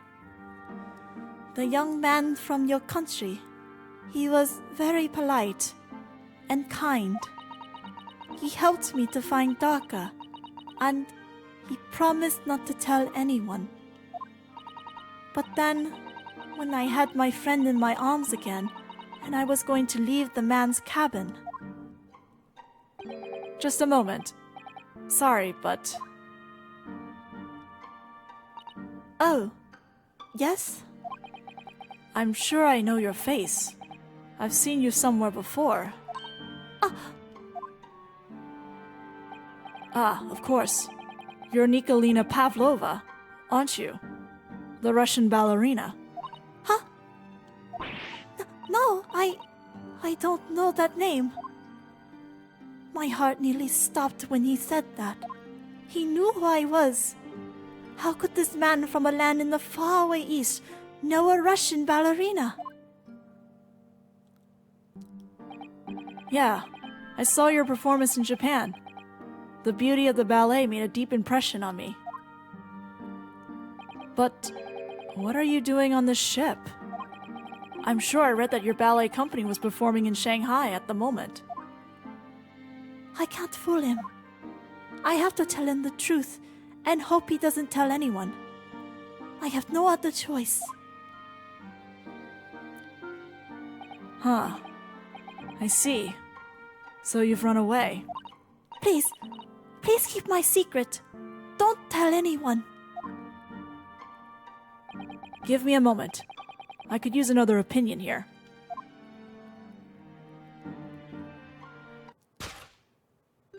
He's going to pull that cord. He's going to tell the captain. Why did I think I could trust him? Then it happened. Everything at once. It was only a second, but it felt like forever. Wait! I shouted, and then...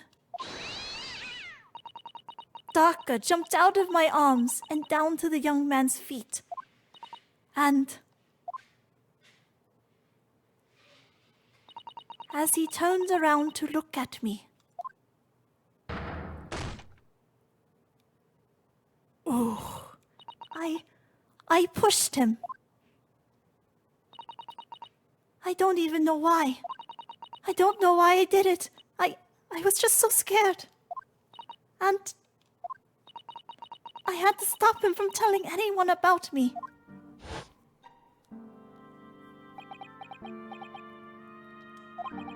And that's when you went to fetch help from Seaman Stroganoff, who was on duty out in the passageway. I heard Nina cry out, a thud on floor, so I ran to her. She was standing at cabin door, shaking like leaf. She looked at me and said, "Help me, Beef. If they find out, please, I have nowhere to go." So you decided to help.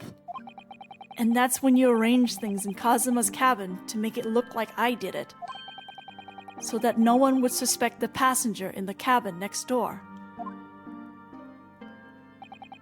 Yes. I went into cabin and looked around to make sure there was nothing to show Nina was there. And then I found Stowaway in the wardrobe, still sleeping. Right. That's when he found me. So you worked out a plan to lay the blame on the stowaway. I closed wardrobe doors and put back strange paper sign. Luckily for me, that's the only reason Susato-san started to believe me when I said I was innocent. I dragged young man's body to good place and used ink that was spilling to write on floor. I wrote the Russian word of wardrobe so that the person would find who found them would look inside wardrobe and find stowaway. And tell me, what of the glass bell? It was by my feet, so I picked it up. I see. But it was dark in cabin. I didn't notice the other half. Then Angel went back to her cabin, and I finished job. By pressing the emergency alarm button in the passageway? Yes. Accordingly, the SS Brea did indeed come to an emergency halt at a little after 2 a.m., thus enticing the bolts on the cabin door to slide shut, creating the lock room mystery.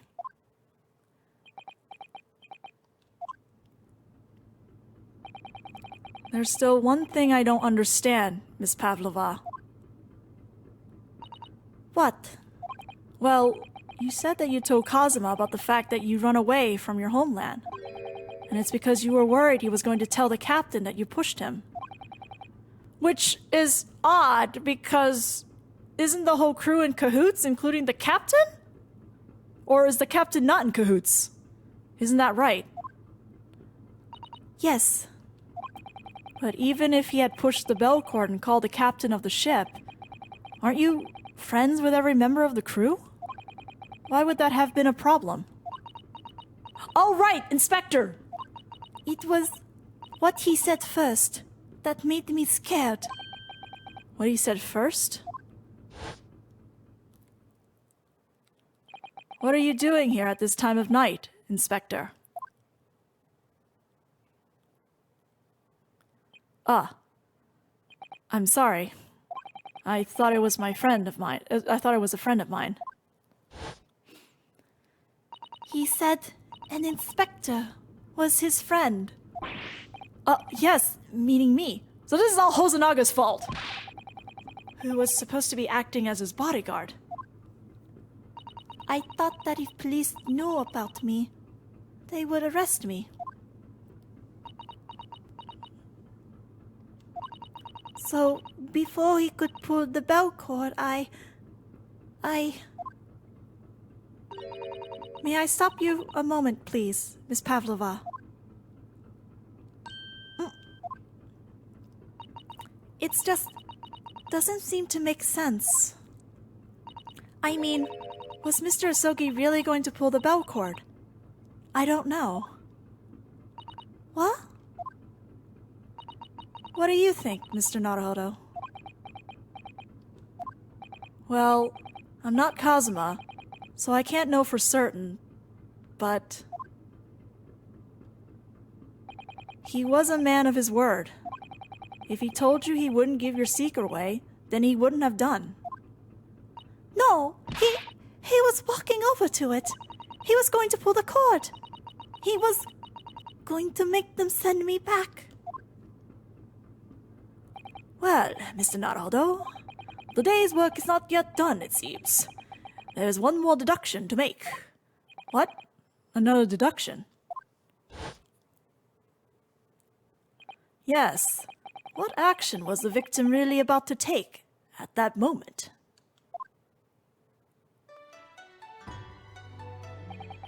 Can we determine whether the young man's gaze was directed?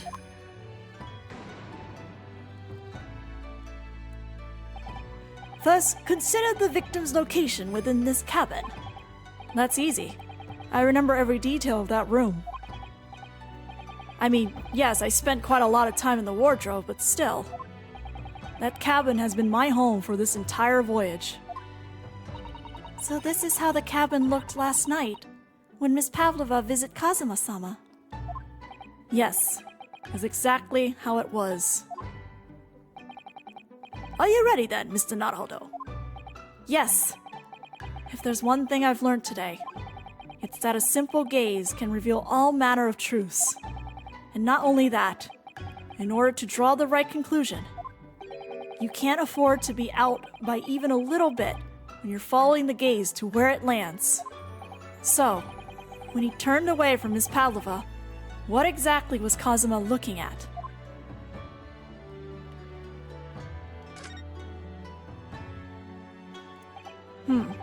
His bed. I remember him being annoyed about the pillow. He said it was too thin. Didn't he put that big, thick book of Japanese law underneath it, in fact? Perhaps he was thinking of looking something up. Either that, or talking to Miss Pavlova made him acutely tired.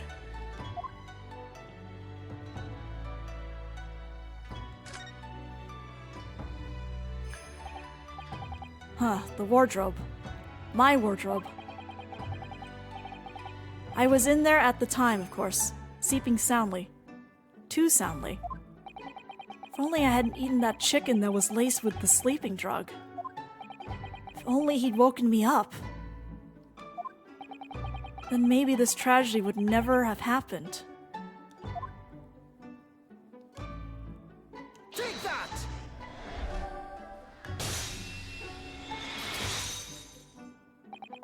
Considering everything that happened last night, certainly it may have looked as though Kazuma was going to ring the bell cord. Yes, however, what is directly beside the bell cord? The wardrobe. The wardrobe. And more importantly, what was inside the wardrobe? The man's great friend, sleeping soundly. Miss Pavlova, please, think back very carefully. What were Mr. Asogi's exact words last night? Give me a moment. I could use another opinion here.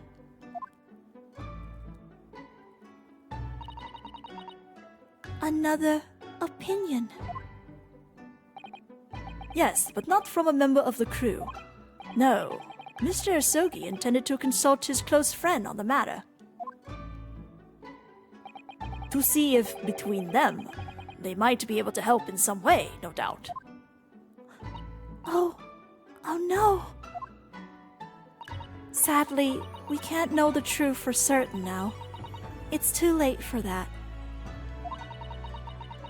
But I wish you had made sure what Mr. Asogi was looking at. Things may have ended very differently if you had.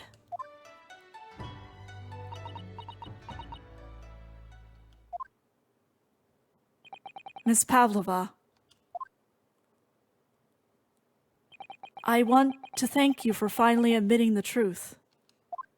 But, unfortunately, the truth is, a man lost his life because of what you did, and that will never change.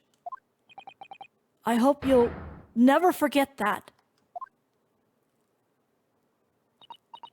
I'm sorry.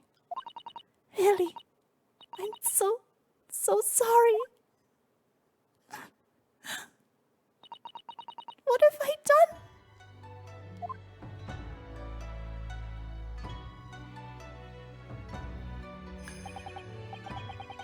And so, at long last, the mystery surrounding the tragic accident on the SS Brea was finally laid to rest.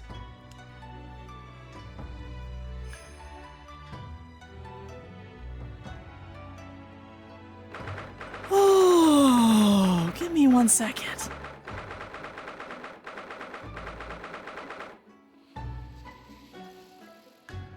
This scene is still very hard.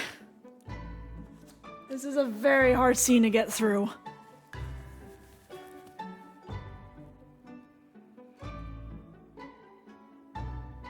Oh my god, this game did it again. I'm not like a sobbing mess, but it did get me to tears again.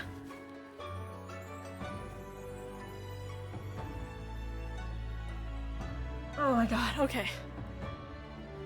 Oh, thanks for the water.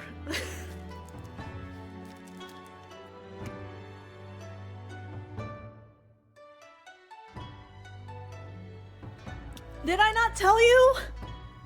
That scene legitimately made me cry when I first experienced it, and ever since then, that scene always gets me.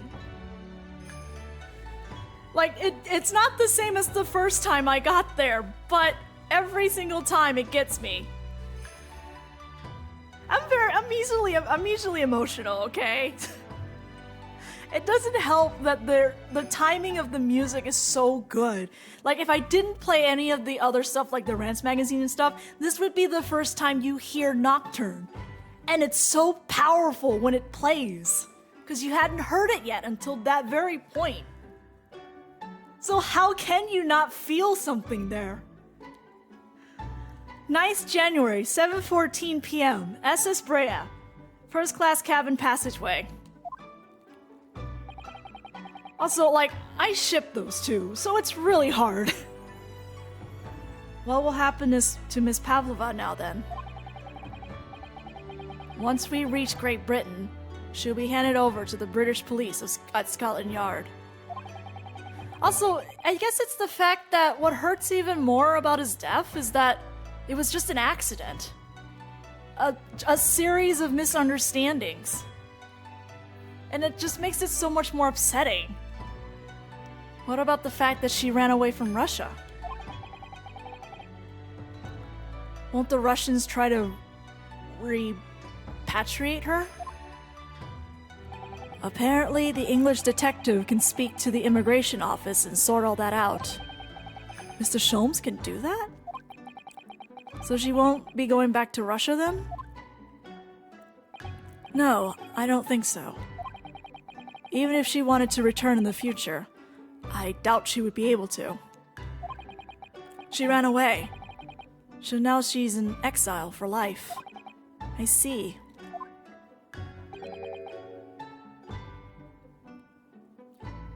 I'm sorry. Seaman Stroganoff? I wanted to help our angel, no matter what. But I didn't think about you. About how you lost good friend. I will go with Nina. I will give myself to British police. That's kind of you. In the meantime, thank you for letting me go free again. Kazuma's death feels like such a waste, but... Ow! Ow, that line! Oh my god.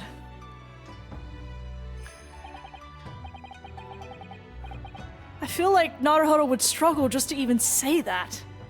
Well, do what you can with for Miss Pavla, won't you? Da. Well, I'm afraid you need to pack now. We're due to arrive in Hong Kong tomorrow. As much as it pains me, I'm going to have to hand you over to the council to arrange your passage back to Japan. Yes. I did stow away, after all. I couldn't really expect any different. So, you should get back to your cabin now. A Sogi's cabin, but yes. It looks like my study tour to Great Britain is over, before it's even begun then. To think that only days ago, Kazuma and I were laughing together about how we tear up the streets of London. That seems like a distant memory now.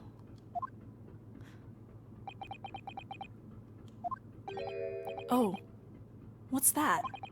Is it someone weeping?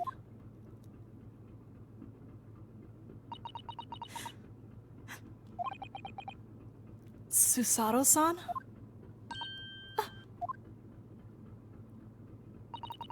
Naruhodo-san, I didn't know you had returned.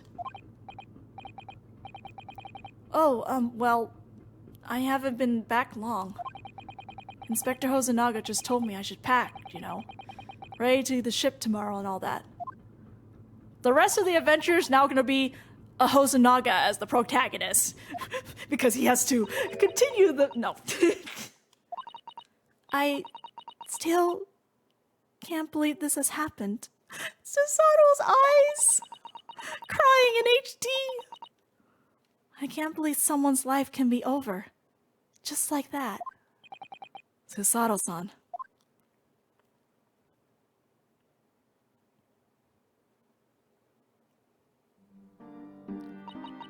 had such grand ideas for this visit to Great Britain.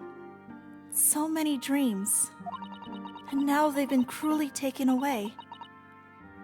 Just as he has. I thought I could never forgive the person responsible.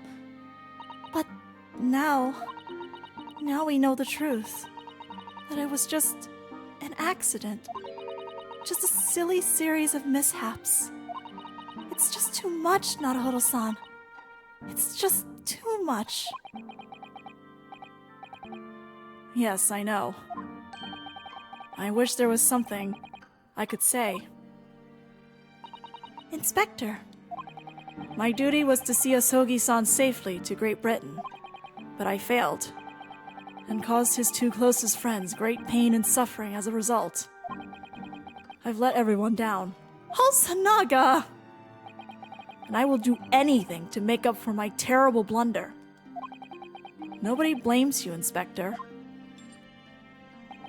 And I'm free again now, at least. Yeah? Huh? Holmes! Surprise, Mr. Naruhodo! What is the meaning of this? just damper the whole mood. Trifling matter. Simply that in my head, I think I shall always picture you wearing those shackles. Just keep that in your head then. Without them, the balance seems all wrong. It's distracting. Sorry? So I decided to restore them, for old time's sake, shall we say. You are a stowaway, after all. He thinks this is funny? I don't think this is funny! Mr. Sholmes, we do appreciate all your assistance. I'd like to thank you from the bottom of my heart. Not at all, not at all. And though it's a little late, may I offer my sincere condolences. The loss of your companion is truly heartrending. I hope that you'll be able to fulfill some of his aspirations in his honor. I'm afraid that won't be possible. We shall be disembarking at the next port in Hong Kong. We have to return to Japan and make a full report about everything that's happened. What? Wait a minute. It's just me that has to go back, isn't it? I mean, I was the stowaway.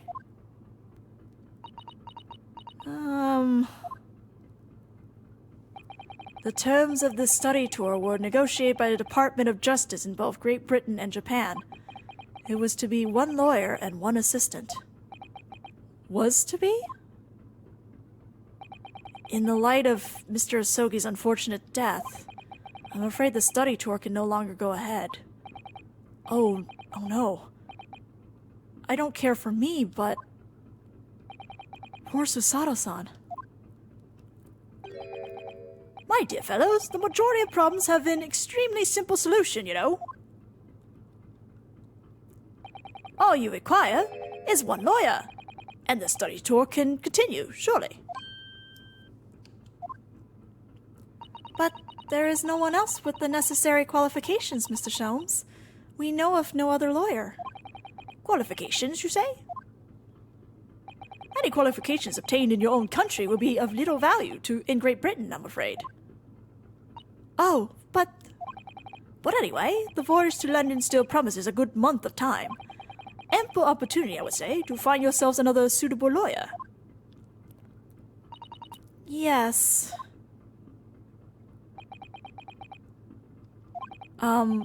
Miss Susato? Yes? Do you think perhaps I might be able to do it? Huh? But you're not a lawyer, Mr. Naruhodo. Oh, unless... Are you studying law? No, I'm not, but... I'm sorry. In that case, I don't think there's even a chance it could work. But as I said, there is still more than a month before we reach England's shores. Isn't that right, Mr. Naruhodo? Yes. I have a month in which to study, to learn what I must to become a lawyer in Great Britain. A month is not a lot, but good luck! Mr. Naruhodo, That's ridiculous. Are you seriously suggesting anybody could learn all of that in just 40 days? There's only one way to find out. I would work my fingers to the bone, Inspector. Every single day. Will you let me try? And if, by the time we reach Great Britain, I haven't learned enough to be recognized as a lawyer, I'll take whatever punishment is deemed appropriate. But why put yourself in such a difficult position? For Kazuma. He said that there was something he had to do in Great Britain. I don't think you want to do that. And that he would sacrifice anything to make it happen. Once again, do you know what it is that he wanted to do, Naruhodo? He was passionate about it. I can't let all that passion just come to nothing. And anyway, it's for my own benefit too. I will become a lawyer. I have to. Hey, there's the line! What do you say, Miss Sasato?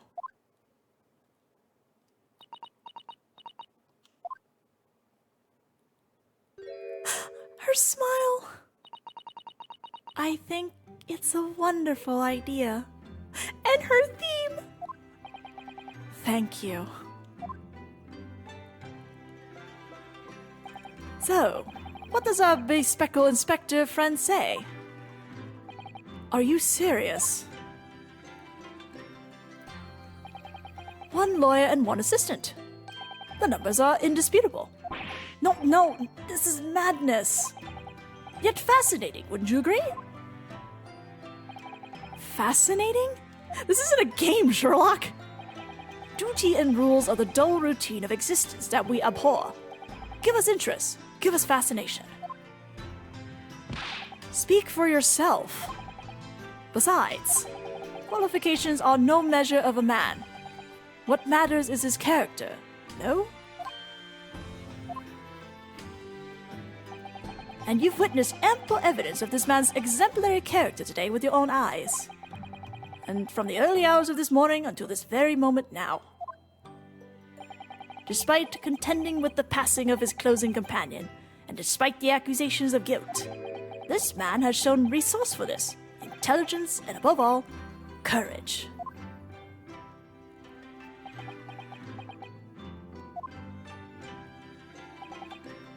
Very well. I'll think of a clever way to word my report to the Department of Justice. Inspector, after all, I did just make a promise, didn't I? I said that I'd do anything at all to make up for my shortcomings here. Oh, thank you, Inspector. If you'll excuse me, I must pay a visit to the captain's quarters, I think. I need to discuss what to do next, and how best to make my report.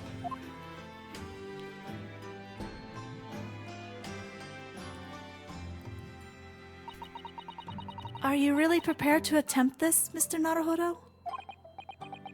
Yes, I'm going to try. I wonder, would you consider teaching me what I need to know? Everything about being a lawyer.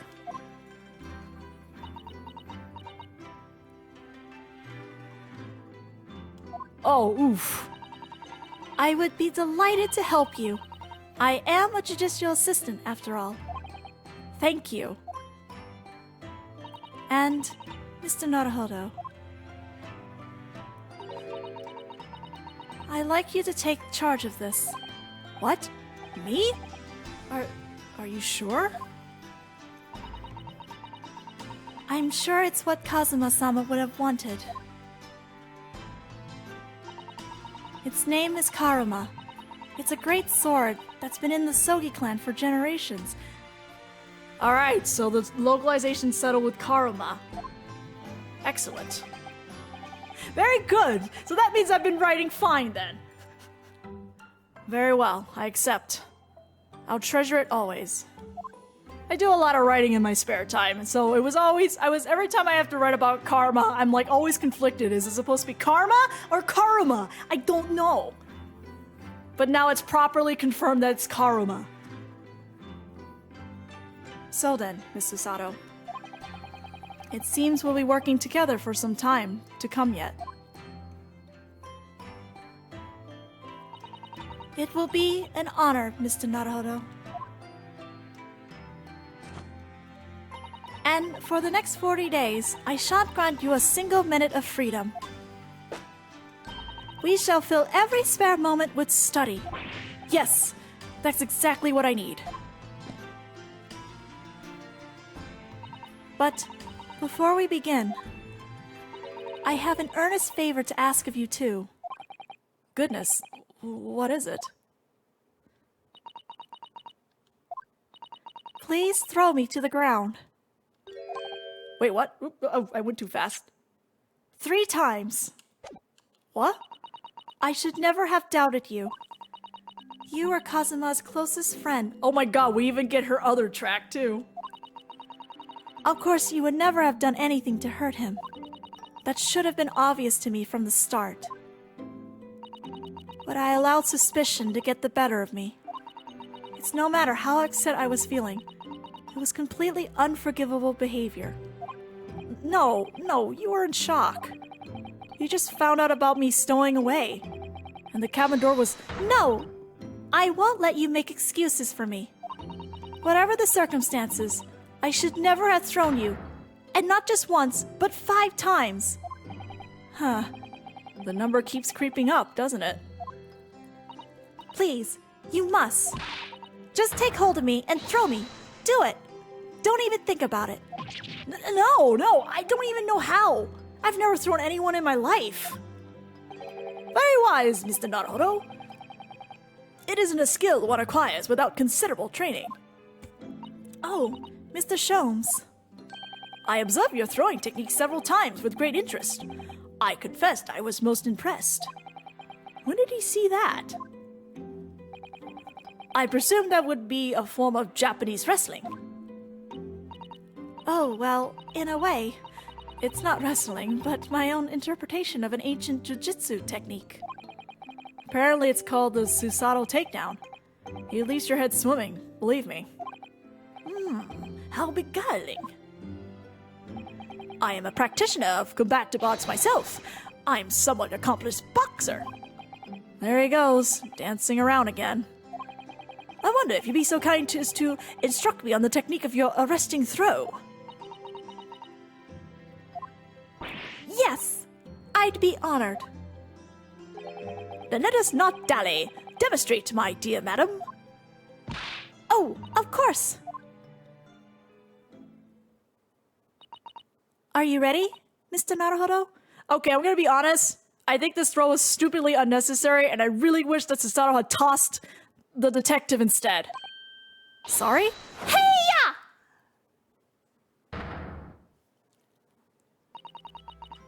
As you can see, you throw from the abdomen. Oh yes, arresting indeed.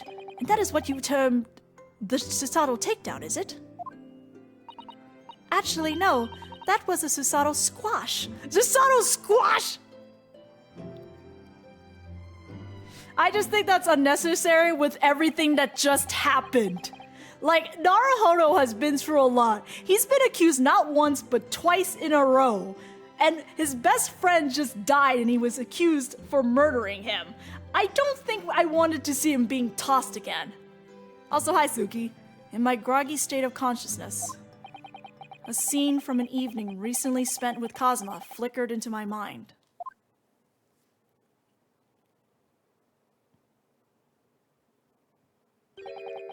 Karuma. That's right. It's a prized sword that's been passed down through generations of the Asogi clan. I can't believe you managed to get permission to bring it with you. I mean, taking a katana on a study tour is more than a little irregular, surely.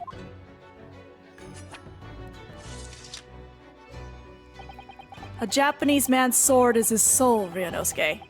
I can't be parted from my katana. Karuma guides me.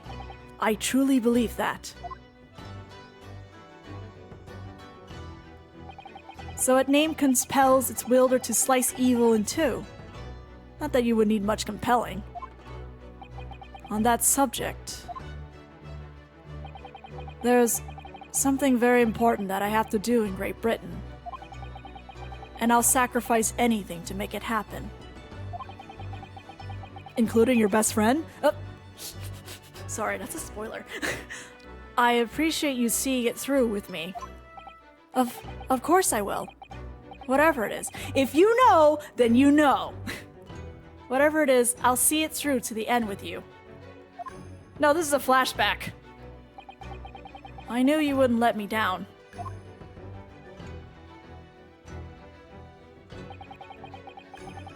That important thing he had to do. I still don't know what that was.